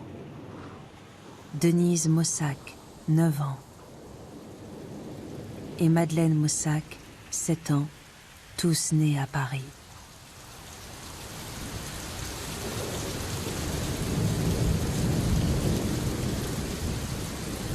Mireille Knoll a pu échapper cette fois-là à la mort.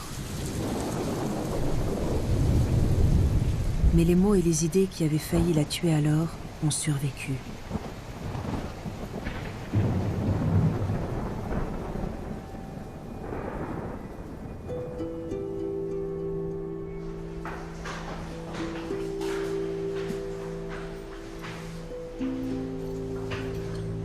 Daniel Knoll est devant la porte de l'appartement où il a grandi, plus d'1 an après que sa mère Mireille y a été assassinée.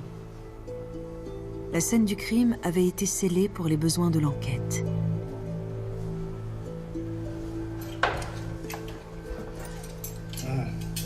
La police vient enfin d'autoriser les membres de la famille à entrer dans l'appartement.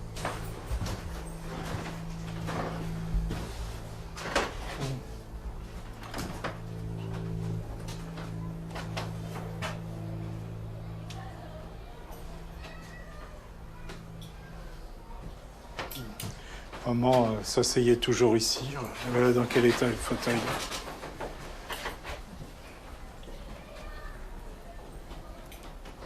Il y avait plein de photos, tout est mort. On est tous morts là-dedans.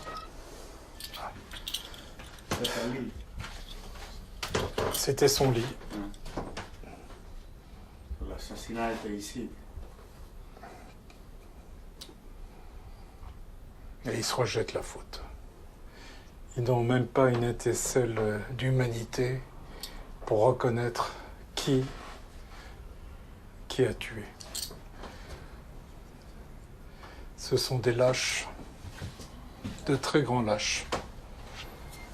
Pendant plus d'1 an, l'équipe de police scientifique a passé au peigne fin ce lieu dévasté pour tenter de reconstituer le crime et d'analyser les traces laissées par le ou les criminels. Mais il ne s'agit pas seulement de procéder à une analyse médico-légale. Il faut aussi comprendre la complexe pathologie personnelle et sociale des suspects. Comment est-il possible qu'une femme âgée et vulnérable ait pu être tuée de manière aussi violente? Quelle est la connexion entre ce meurtre et l'assassinat brutal de Sébastien Selam, le premier dans une longue série de meurtres irrationnels? Quel est le lien entre ces meurtres et la mort d'Ilan Halimi, ou encore le meurtre 10 ans plus tard de Sarah Halimi, battue et jetée de son balcon? Et quel est le lien avec les attentats terroristes et antisémites comme celui commis par Mohamed Merah? Y a-t-il un lien entre ces nouveaux visages de la haine antisémite et une ancienne forme d'antisémitisme? Pour tenter de trouver une réponse à ces multiples questions, nous devons revenir encore une fois en arrière, en France, après la fin de la Deuxième Guerre mondiale, lorsque des survivants comme Mireille Knoll commençaient à se reconstruire une vie.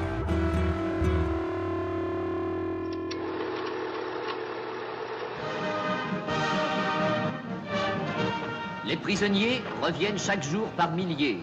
Pour eux, le cauchemar est fini. Au printemps 1945, après la libération, les survivants des camps de travail et des camps de la mort arrivent à Paris. Parmi la foule de Parisiens faisant la queue pour retrouver des proches devant l'hôtel Lutetia, il y a le père de Michel Viviorca.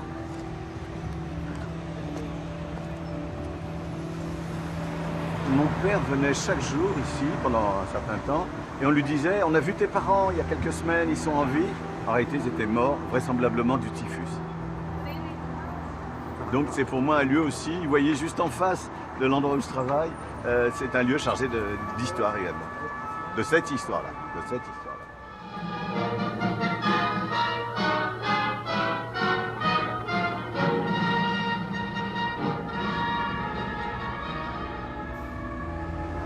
Je me demande parfois s'il y a un lien entre cette histoire familiale et ce qui a été ma vie intellectuelle, professionnelle. Alors il y a certainement un lien, mais ce n'est pas un déterminisme massif, automatique. J'aurais pu m'intéresser, je me suis intéressé à beaucoup d'autres choses. Et puis arrive la fin des années 70, le début des années 80, la résurgence d'un phénomène dont beaucoup comme moi pensaient qu'il était en déclin. Et là, il fallait réfléchir à nouveau. Il fallait travailler sur ces enjeux. Le hasard veut que le bureau de Michel Viviorca, à l'école des hautes études en sciences sociales, se situe de l'autre côté de la place, où se trouvait la tristement célèbre prison du Cherche-Midi, où était détenu Alfred Dreyfus. C'est dans cet espace qu'il a plus de 60 ans après la fin de la guerre, mis en œuvre la plus ambitieuse analyse de l'antisémitisme jamais réalisée en France.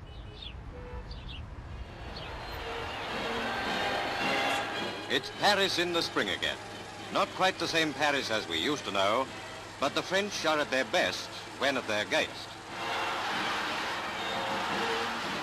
Au sortir de la Seconde Guerre mondiale, la question juive n'est pas centrale dans le débat français. Politiquement, l'heure est au dialogue entre les communistes et les gaullistes, qui sont les deux grandes forces politiques de l'époque. Et il s'agit de montrer que la France a résisté, que la France était avec les Alliés. Arrive la fin des années 60, et dans ce contexte, les choses commencent à bouger, mais très peu, très très peu. Un événement très important, la victoire d'Israël lors de la guerre des 6 jours. La guerre des 6 jours de 1967 est la troisième guerre israélo-arabe depuis la création de l'État d'Israël en 1948. Pour bien comprendre son impact en France et en Europe, il faut remonter au mois de mai 1967. La propagande arabe appelle à la destruction d'Israël et déclenche la crainte d'un nouveau génocide. Cela entraîne d'importantes manifestations de soutien à Israël en Europe et aux États-Unis. De jeunes volontaires juifs et non juifs affluent alors dans l'État hébreu pour que l'horreur ne se reproduise plus jamais.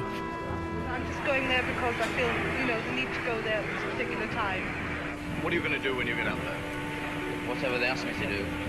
I feel that I identify strongly with Israel, and I feel that they need me perhaps now more than they will next year. La question des liens entre le judaïsme et le sionisme a été renforcée avec la guerre de 67. Elle reviendra nous hanter des décennies plus tard.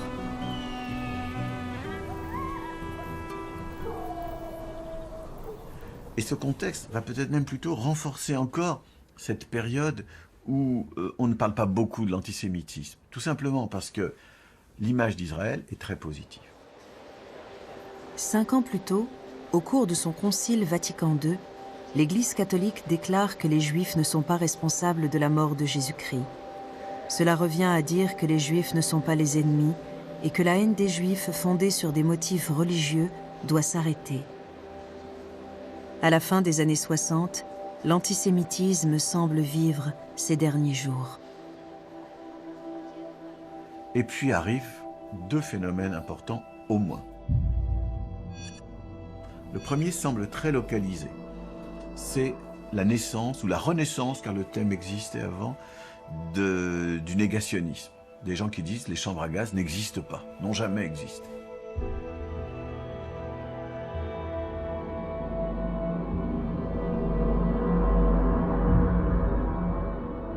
Le point de départ de la polémique, c'est le scandale. C'est un entretien que donne Darquier de Pielpois, un ancien collaborateur important, réfugié dans l'Espagne de Franco, et que la France d'ailleurs n'a jamais su extrader. Et Darquier de Pielpois donne un entretien à l'Express, dans lequel il déclare « À Auschwitz, on n'a gazé que des poux ». Monsieur, il y a exactement 36 ans, vous avez livré aux Allemands 75 000 hommes, femmes et enfants, souligne le journaliste de l'Express. Vous êtes l'Eichmann français. Sans surprise, Louis Darquier met en doute l'origine des documents et assure qu'ils sont juifs. C'est de la propagande juive. Il ferait n'importe quoi pour avoir un peu de publicité.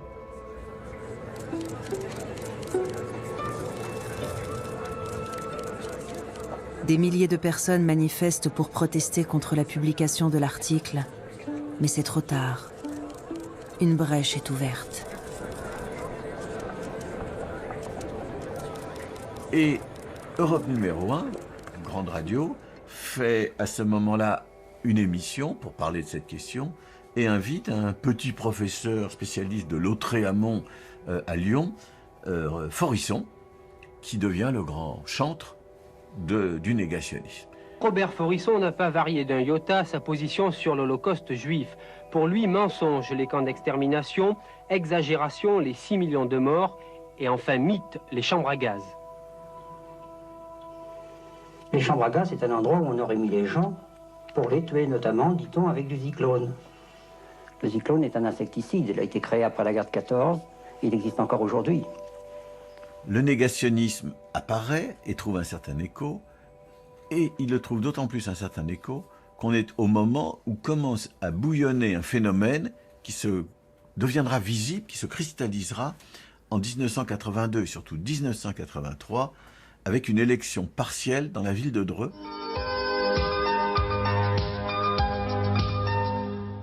Nous retournons maintenant à Dreux où Pierre-Alain nous attend avec les résultats définitifs et la victoire de la liste d'opposition. Tout à l'heure j'étais dehors et dehors il y a encore plus de monde, plus de manifestants qui crient « Stirbois, fasciste, assassin »,« Stirbois, le peuple aura ta peau », etc.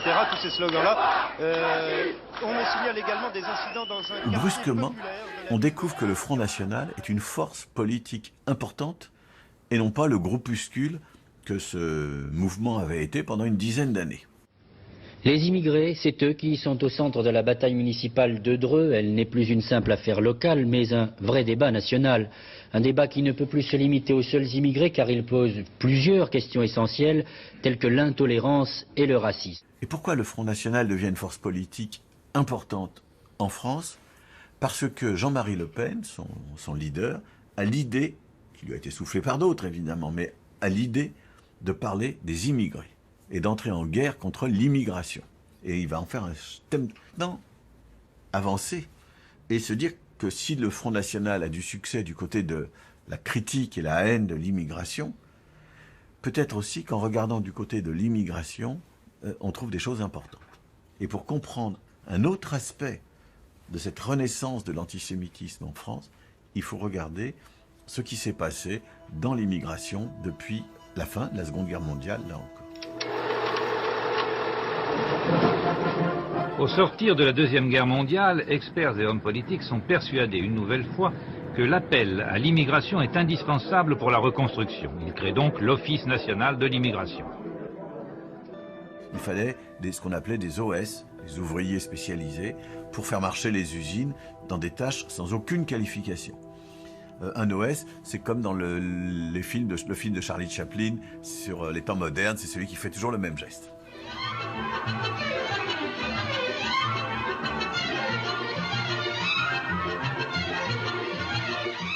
Alors on va en chercher des grandes quantités dans le Maghreb, Afrique du Nord, en particulier en Algérie. Les Algériens arrivent les premiers, majoritairement originaires de Kabylie. Ils travaillent pour envoyer de l'argent à leur village. C'est une immigration ouvrière dite de va-et-vient.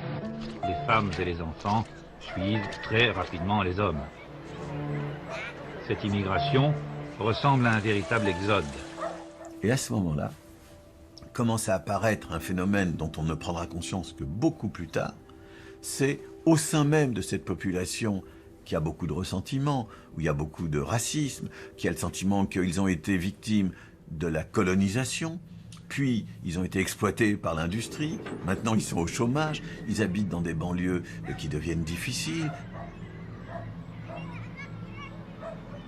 et ils sont soumis au racisme, à la discrimination, enfin bref, eh bien va monter, au sein de cette population, vont monter des tendances à l'antisémitisme. On ne comprend rien à tout ceci si on n'a pas en tête la question israélo-palestinienne et tout ce qui se passe au Moyen-Orient.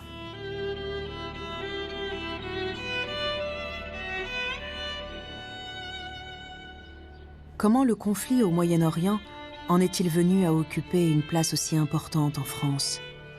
Pour répondre à cette question, nous devons retourner dans la cour de l'école militaire et revenir au rêve de Théodore Herzl d'un État juif.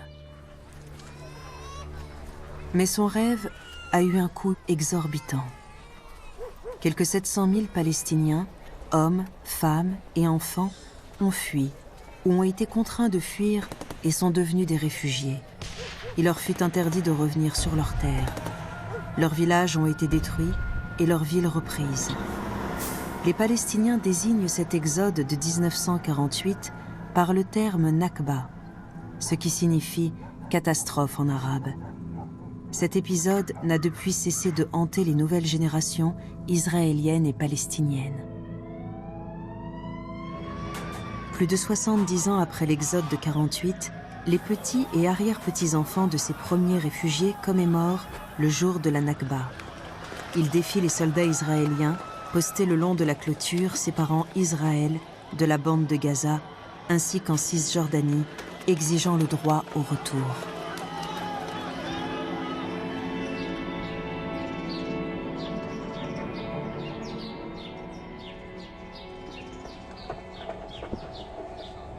À peine 150 km plus loin, des travailleurs s'activent pour préparer la cérémonie de commémoration annuelle en hommage à Théodore Herzl. La solution rêvée par Herzl, et dont il espérait qu'elle voie le jour, a créé une nouvelle réalité de confrontation et de conflit, d'années de sang versé et de sacrifices. Jérusalem est le symbole de cette nouvelle réalité.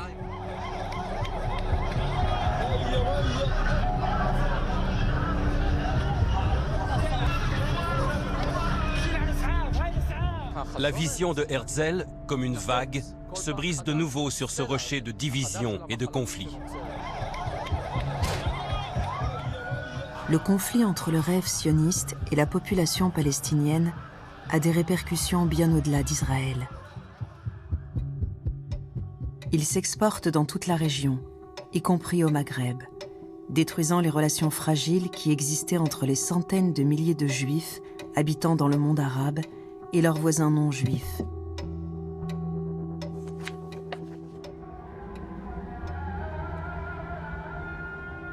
Dans la ville provinciale d'Al-Bayad, en Algérie, ces images d'un mode de vie juif appartiennent désormais irrémédiablement au passé. Prenons l'exemple d'une famille. La famille Atia a habité pendant des siècles en Algérie. Pourtant, tous ses membres vont brutalement la quitter. En effet, en moins de 30 ans, la plupart des Juifs du monde arabe sont partis. Il y a d'abord eu la création de l'État d'Israël, les guerres successives avec ses voisins et la montée du nationalisme arabe. Les rapports entre les Juifs et leurs voisins non juifs se sont détériorés. Les premiers n'étaient plus en sécurité, ils ont dû quitter leur terre natale. Elisa et Moïse Atia arrivent en France en 1962, comme le reste de leur famille, grâce à leur nationalité française. 100 ans plus tôt, en effet, le ministre de l'Intérieur, Adolphe Crémieux, a décrété que tous les Juifs d'Algérie pouvaient obtenir la citoyenneté française en octobre 1870. Cet acte d'émancipation s'avère funeste et nourrit un vif ressentiment pendant la guerre d'indépendance, dans la mesure où les musulmans et les berbères restaient définis comme des indigènes et donc avaient moins de droits. À 2 jours du premier anniversaire de la guerre israélo-arabe, Juifs et musulmans s'affrontent depuis dimanche après-midi dans le quartier de Belleville à Paris. Des batailles rangées à coups de bouteilles... L'histoire torturée du Moyen-Orient s'est ensuite exportée en France. Le moment décisif d'un grand renversement, c'est 1982. C'est l'année où l'armée israélienne pénètre au Liban, jusqu'aux portes de Beyrouth. Et dans ce contexte-là, des milices chrétiennes massacrent, on ne sait pas le chiffre exact, peut-être 1000, peut-être 2000 Palestiniens, dans les camps de Sabra et Shatila.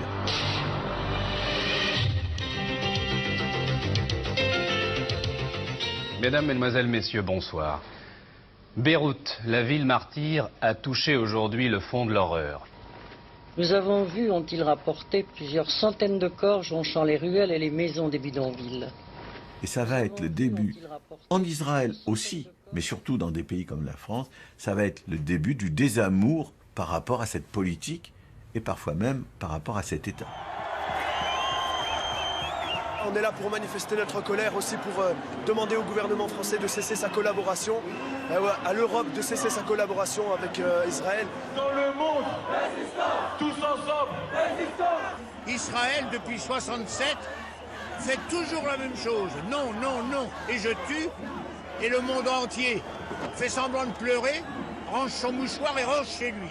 Résistance, tous ensemble, résistance, tous ensemble. Et donc la question palestinienne va devenir une question centrale dans le débat français, d'autant plus centrale qu'il y a des immigrés qui maintenant font partie de la société française. La gauche française, dans l'ensemble, va être très critique par rapport à la politique israélienne, mais c'est ainsi, on passe parfois assez facilement d'une critique de la politique israélienne, d'une critique du gouvernement israélien, à l'idée que l'État d'Israël ne devrait pas exister. Et donc là, on va trouver ce qui va s'appeler de plus en plus souvent de l'antisionisme. On a tout le temps tendance, et vraiment, alors, je dirais, dans la conversation courante, dans les médias et de part et d'autre, car ce sont aussi les propos de M. Begin, à mélanger et à faire des interférences entre Israël, l'antisémitisme, l'antisionisme. Et je crois qu'il faut faire un effort de clarification, qui est un effort politique, un effort intellectuel, pour reclasser chaque chose à sa place. L'antisionisme, en théorie, ne devrait pas être un antisémitisme. L'antisionisme, c'est l'idée qu'il n'est pas bon qu'existe cet État, et dans le monde juif. À l'époque de l'affaire Dreyfus, par exemple, il y avait des mouvements très puissants pour demander à ce qu'il n'y ait pas d'État israélien. Mais aujourd'hui que l'État existe, reconnu par les Nations Unies, cet État donc a toute la légitimité pour exister. Ceux qui disent qu'ils ne veulent pas de cet État sont à la limite d'un antisionisme et d'un antisémitisme.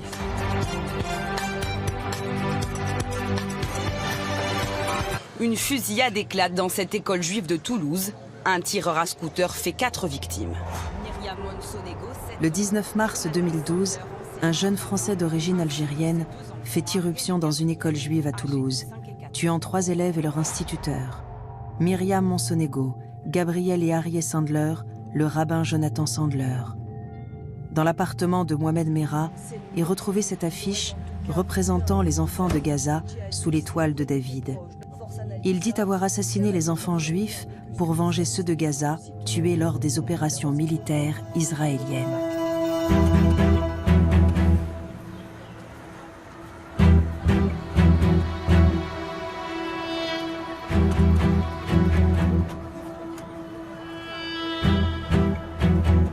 Les cas les plus graves en matière d'attaques terroristes et antisémites aboutissent ici, au Palais de justice de Paris.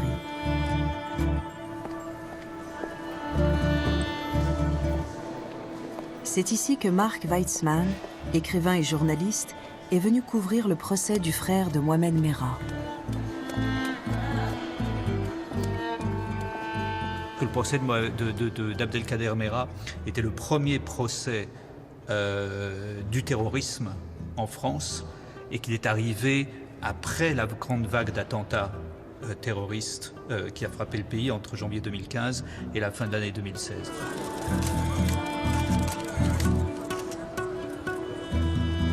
Donc le procès d'Abdelkader Merah, qui est vu comme le mentor politique et religieux de Mohamed Merah, prend une importance particulière. Et on se focalise sur la personnalité d'Abdelkader Merah, avec ce problème que c'est pas lui qui a appuyé sur la gâchette. Il n'a rien fait. Pardon, bonjour. Pour vous, bonjour. Votre fils est totalement innocent? Innocent, oui. Innocent. Il n'a rien fait. Elle est là pour rien. Elle a passé 5 ans et demi pour rien. C'est vrai, Mohamed, qu'est-ce qu'il a fait? C'est pas bien. Je suis désolée pour les victimes et la famille, mais Abdelkader, il n'a rien fait. Il y avait jusqu'à Merah, il y avait eu, depuis le début des années 2000, une montée constante des agressions antisémites. Depuis septembre 2000 et la deuxième intifada, les violences, les menaces et les injures contre les juifs ont très fortement progressé, particulièrement dans les banlieues où de jeunes maghrébins s'identifient à la cause palestinienne. Nicolas Luizet, Guillaume Gouet. Dans un café tout proche, une bande de lycéens révise. Tous sont juifs, certains portent la kippa, mais d'autres n'osent pas, ils ont peur. Les agressions, les insultes, c'est leur quotidien. Le quotidien de certains quartiers en France où cohabitent parfois difficilement musulmans et juifs. La très grande majorité des gens qui perpétraient les incidents antisémites étaient, et restent d'ailleurs, musulmans. Ce n'étaient pas des incidents d'ordre politique, c'était pour l'essentiel des incidents spontanés. Et c'est un des problèmes. Au début des années 2000, tout à coup, il y a une perception très forte d'une menace qui monte et la verbalisation qu'il s'agit d'un antisémitisme, mais le sentiment que personne ne veut l'entendre. Et donc s'est développé au début des années 2000 un sentiment très fort de solitude chez beaucoup de juifs français, l'impression qu'eux percevaient quelque chose, mais quand ils le nommaient, beaucoup de gens autour d'eux leur disaient oh, vous exagérez, c'est une forme de paranoïa, c'est juste une importation du conflit israélo-palestinien ou des tensions intercommunautaires. Mais personne ne voulait mettre de mots sur le phénomène.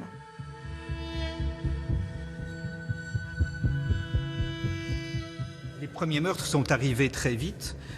En 2003, il y a eu le meurtre de Sébastien Selam, qui était un jeune disc jockey de 20 ans par son ami d'enfance, Abdelhamaz Taïbou. Ils avaient grandi ensemble et Sébastien Selam a été assassiné par Abdelhamaz Taïbou dans le parking de l'immeuble où ils avaient grandi. Abdelhamaz Taïbou l'a poignardé tout simplement de manière assez sauvage et il est sorti du parking en agitant les mains et en criant « J'ai tué mon juif, j'irai au paradis ». La dimension antisémite n'a jamais été analysée là-dessus, parce qu'il y avait une dimension psychiatrique.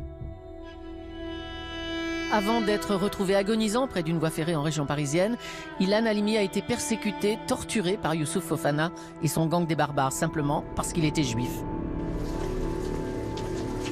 3 ans plus tard, il y a eu l'enlèvement, les 3 semaines de torture et finalement le meurtre de Ilan Halimi par le gang des barbares. Ça a été très couvert par la presse, mais là encore, la question de l'antisémitisme n'a pas vraiment été abordée. On a nié qu'il s'agissait de l'antisémitisme. On a parlé d'antisémitisme par amalgame, expression qui ne voulait rien dire, pour expliquer que Ilan Halimi n'avait pas été enlevé parce qu'il était juif, mais parce qu'étant juif, on pensait que sa famille avait de l'argent, comme si c'était pas un cliché antisémite.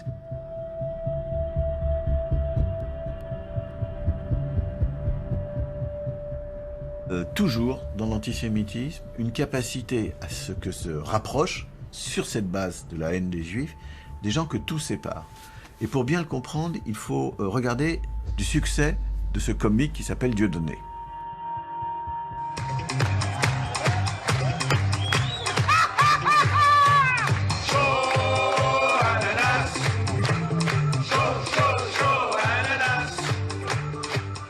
En se positionnant comme le champion de la parole libre, Dieudonné est allé jusqu'à tourner en ridicule la Shoah. Il a été maintes fois condamné pour incitation à la haine raciale. En 2006, il se rend en Iran lors d'un concours international de caricatures sur la Shoah. Pourquoi le régime sioniste est tant ennemi des valeurs islamiques et de la révolution? Le sionisme, c'est la recherche de la manipulation et du mensonge. C'est la religion. Enfin, la religion, c'est une philosophie, on ne sait pas exactement ce que c'est, en réalité, si ce n'est le vice, la perversion et le racisme. Dieudonné est quelqu'un qui fait des spectacles dont certains ont une dose plus ou moins forte de haine des Juifs. C'est très clair.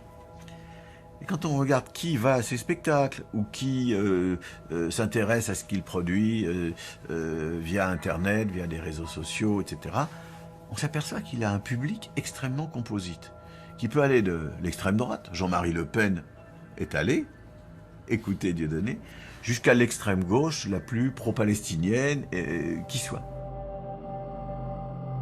Jean-Marie Le Pen, comme Dieudonné, a été plusieurs fois reconnu coupable de négationnisme.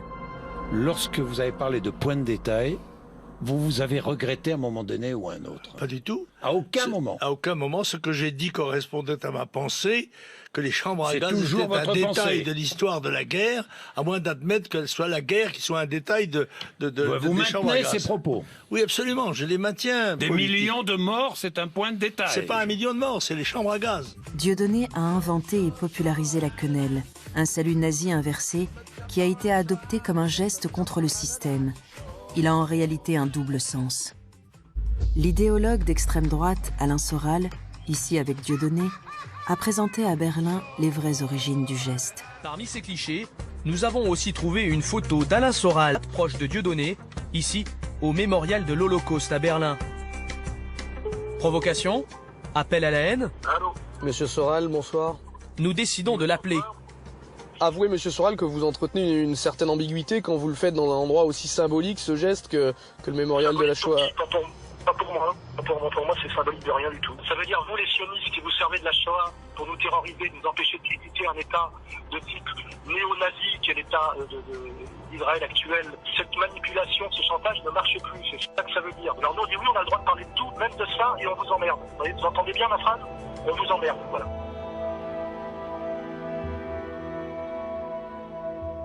Et ça, c'est monté comme ça jusqu'en 2010-2011. Et soudainement, avec les meurtres de Mera, avec les meurtres des enfants juifs en particulier, qui ont choqué.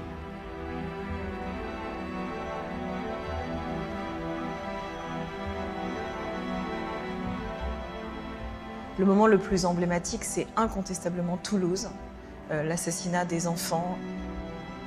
Et le sentiment à ce moment-là que la France n'est pas dans la rue et qu'il y a quelque chose de l'ordre d'un indicible qui est vécu par certains juifs français comme presque quelque chose de l'ordre d'une obscénité. Je crois que l'histoire l'a démontré en bien des occasions, l'antisémitisme c'est toujours un symptôme de quelque chose. Et l'erreur qui est régulièrement commise, c'est de s'imaginer que l'antisémitisme dit quelque chose en tant que tel de la haine des Juifs.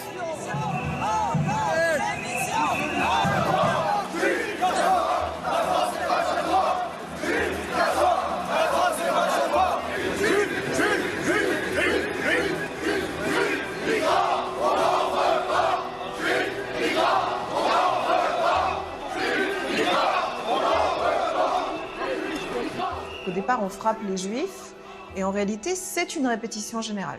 C'est comme voilà, la répétition générale de ce qui va frapper une société.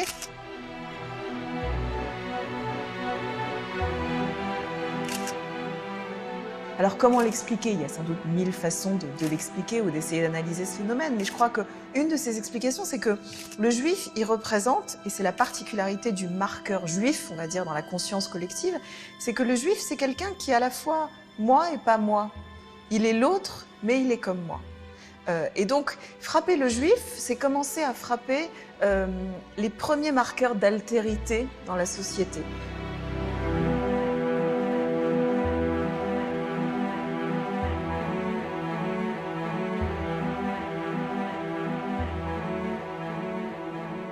Donc comment on met ensemble ces trois éléments, pulsion aveugle, fond antisémite français et attentat planifié qui vise tout le monde mais qui passe par les Juifs.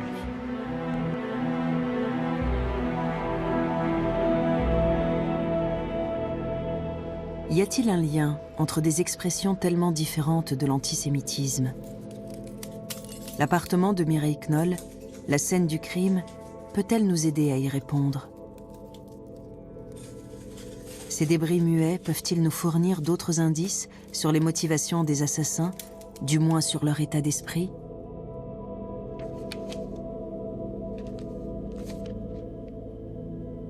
Une interprétation personnelle, c'est l'irruption d'une extrême violence. Avec mon regard de professionnel, enfin d'ex-professionnel, plutôt, je sais 2-3 choses sur les affaires d'incendie, et là manifestement on le voit. Ce qui signe un incendie criminel, c'est la multiplicité des foyers. Lorsqu'en fait l'auteur allume l'incendie à plusieurs endroits pour être sûr que l'incendie dévaste les lieux.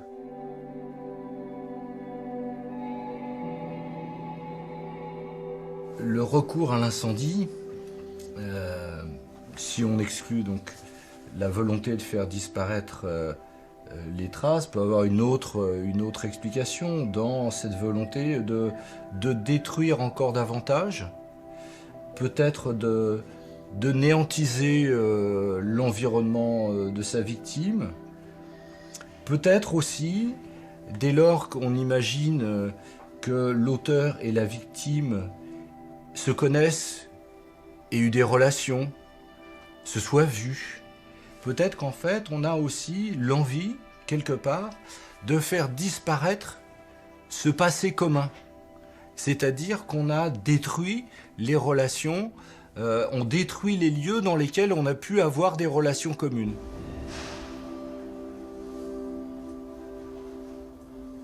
Mais ce qui m'intéresse plus, c'est-à-dire les 11 coups de couteau. Que ce soit un crime passionnel ou que ce soit un crime crapuleux, en général, surtout à cet âge-là, un coup de couteau suffit. Donc les autres, c'est une sorte de déchaînement réflexe de l'individu qui manifeste comme ça sa rage. Moi, j'ai pas d'explication sur comment est-ce qu'on peut être aussi violent, comment est-ce qu'on peut aller jusqu'à la barbarie. Je n'ai pas la réponse. C'est ce contraste terrible entre un déchaînement de violence et la faiblesse de la victime qui pose question. Michel Dubec a été expert judiciaire lors de 2 des plus grands procès pour crimes antisémites en France. Celui de Paul Touvier, chef de la milice sous Vichy, et celui de Youssouf Fofana, le cerveau derrière l'enlèvement, la torture et l'assassinat d'Ilan Halimi. Aujourd'hui, la question que je me pose après avoir examiné tout un certain nombre d'individus coupables d'actes antisémites, la question que je me pose, c'est que on dit toujours que l'antisémitisme, c'est un phénomène récurrent, qui revient, qui repart, etc. Au niveau de la personnalité des individus, ils sont très différents les uns des autres, mais je finis par penser que l'antisémitisme est un phénomène permanent, que l'antisémitisme leur est indispensable, et que de génération en génération, de collectivité en collectivité, ça se transmet comme ça. C'est-à-dire le côté indispensable de l'antisémitisme, c'est le fait que l'individu trouve alors son identité. C'est des actes pogromistes. Ces actes-là font plutôt référence, par exemple, à la nuit de cristal.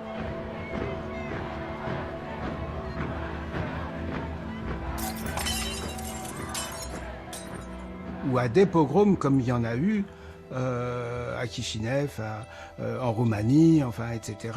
C'est-à-dire des déchaînements d'une population qui frappe les individus juifs jusqu'à la mort et qui le font dans une espèce de déchaînement de rage.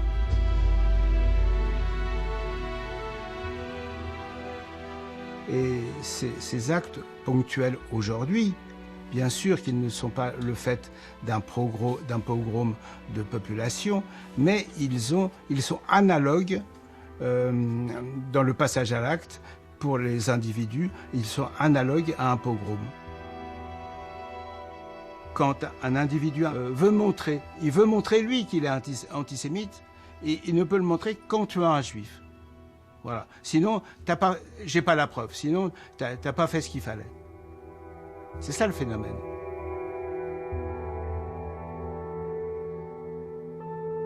Moi, ça fait longtemps que je sentais qu'il y avait des dangers pour la communauté juive, puisque lorsque mon ex-épouse m'a demandé de partir en Israël avec les enfants, j'ai tout de suite donné mon accord.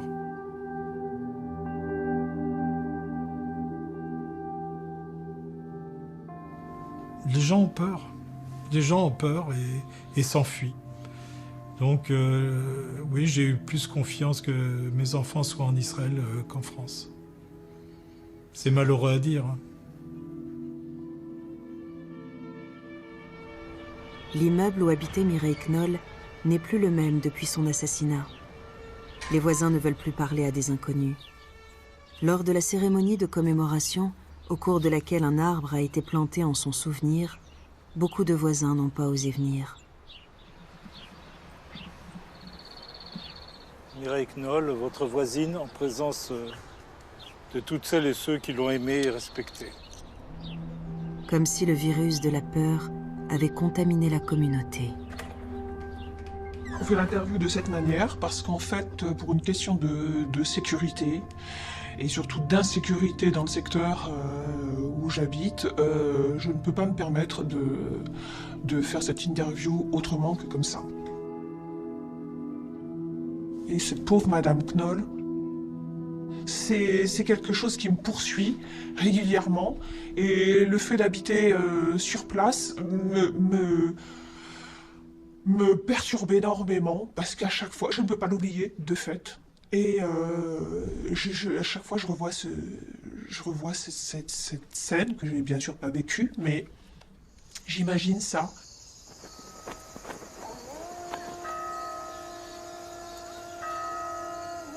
Certaines familles juives se disent même que leurs morts ne sont pas en sécurité. La famille des victimes de Mohamed Merah et celle d'Ilan Halimi ont fait le choix d'enterrer leurs proches loin de la France, à Jérusalem.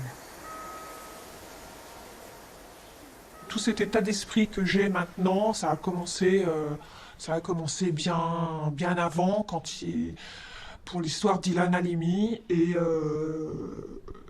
là, parce que c'était toujours dans le même secteur, plus ou moins, du boulevard Voltaire. Et je veux dire, ça aurait pu être mon fils. C'était un de nos fils. C'était un de nos fils.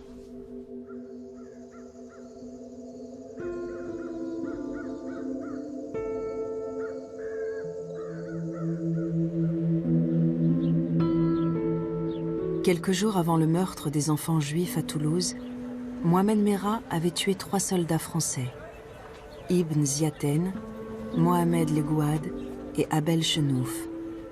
2 d'entre eux étaient musulmans. Une des choses intéressantes dans le procès Merah, ce qui est apparu, c'était la solitude flagrante des familles musulmanes, des familles des victimes musulmanes.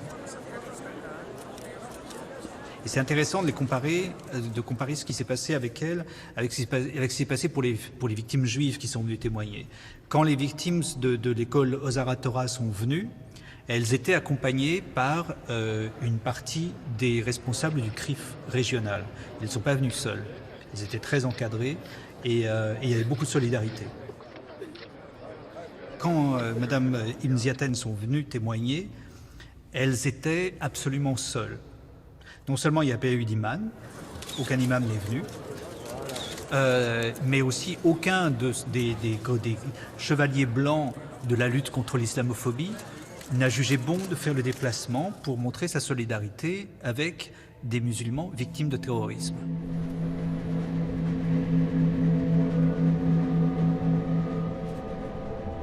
Entre tristesse et amertume, la famille du jeune homme tout juste âgé de 30 ans ne comprend pas la raison de ce drame. Elle déplore un véritable gâchis. Ils étaient plusieurs milliers à suivre le cercueil d'Imad Ibn Ziaten jusqu'au cimetière de Madik. C'est dans cette région du nord du Maroc, dont il est originaire, que le jeune parachutiste français a été inhumé dimanche. Et je vois mon téléphone qui vibre. Et c'était mon fils qui m'appelle. Il me dit, maman, Ahmed, ils l'ont tué. Et là, je peux vous assurer, c'est quelque chose, mon Dieu. J'ai dit non. Impossible. Impossible. Ahmed, aussi fort, aussi sportif, intelligent, en France? Non. Je ne crois pas.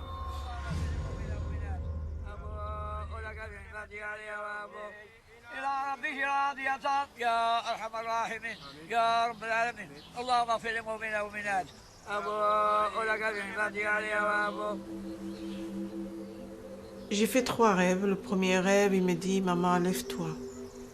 Deuxième fois, maman, lève-toi. Et la 3e fois, je vous assure, j'ai senti sa présence dans mon lit, assis. Il me tendait la main. Il me dit, maman, lève-toi. J'ai besoin de toi. Je ne veux pas te voir comme ça. Alors lève-toi.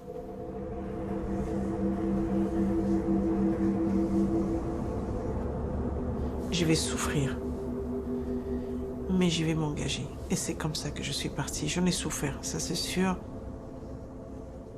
Mais je dois résister pour mon fils, pour sa mémoire et pour cette jeunesse qui a besoin de moi.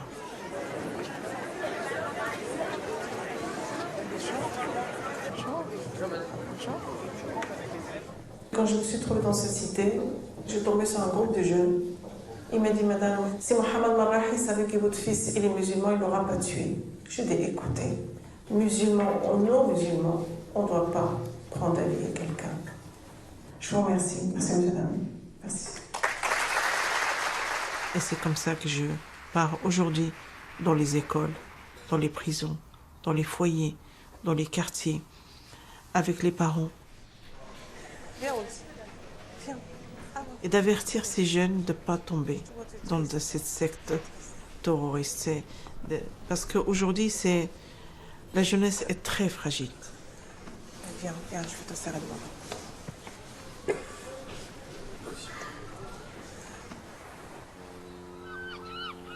Moi, je vois un lien entre cette solitude des familles musulmanes au procès et les tags qu'on a découverts il y a quelques jours sur les murs de l'appartement de Latifa Mziatem, la traitant de sale juive et disant « Vive Mera ». C'est-à-dire que entre l'absence de solidarité d'un côté et l'accusation de trahison de l'autre, il y a un fil narratif à suivre. Hein, voilà, ce sont pas des musulmans dignes d'être défendus. Ils sont pas dignes de notre solidarité. Et puis de là, on passe à, mais finalement, ils sont peut-être pas si bons musulmans que ça. Et finalement, ils sont juifs.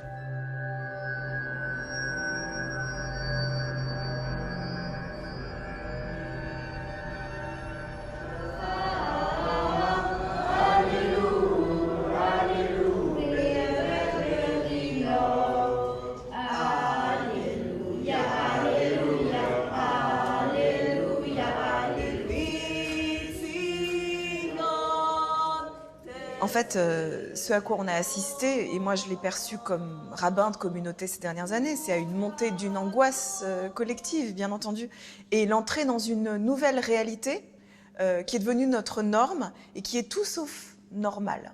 Je raconte souvent cette anecdote. Il y a quelques années, ma fille, qui devait avoir 4 ou 5 ans, m'a demandé si on pouvait jouer au Lego. Donc elle est partie chercher des Lego, et je lui ai dit « Qu'est-ce que tu veux construire ?» Elle m'a dit on va construire une synagogue. J'étais très fière. On a construit l'immeuble de la synagogue. On a mis les bancs des fidèles dans la synagogue. Et là, elle est partie chercher des petits bonhommes pour mettre dans la synagogue. J'ai pensé qu'elle allait mettre d'abord le rabbin. Et en fait, elle a sorti un bonhomme, un petit Lego qu'elle a mis devant la porte. C'était un policier. Et j'ai trouvé cette anecdote incroyable. Parce que je me suis dit, à la fois terrifiante, mais incroyable, que je me suis dit que cette petite fille, en fait, elle n'a jamais connu une synagogue sans protection policière, et qu'en réalité, elle associe pour elle l'évidence, c'est que la synagogue, c'est le lieu où se trouve un homme armé à l'entrée.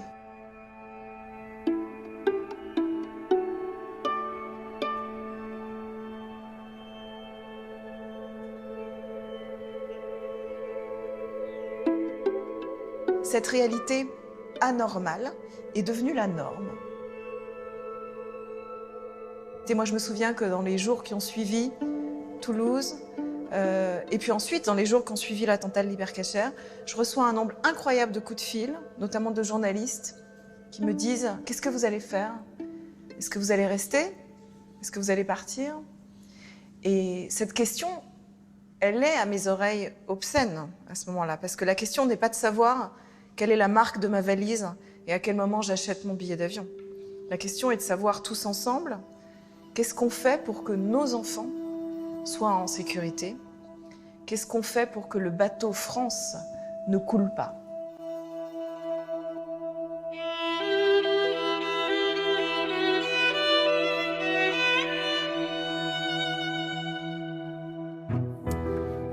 Voilà pour ce film sur la fabrique de l'antisémitisme à travers l'histoire. C'est un document très fort, vous l'avez vu, qui éclaire sur cette constance de la haine du juif depuis les années 30 et même au-delà, et qui continue aujourd'hui encore. Les derniers chiffres, on y reviendra, font état d'une forte hausse des actes antisémites qui parfois même vont jusqu'au meurtre. C'est l'affaire Ilan Halimi, c'est l'affaire Mireille Knoll dont il a été question dans le film, c'est l'affaire aussi Sarah Halimi.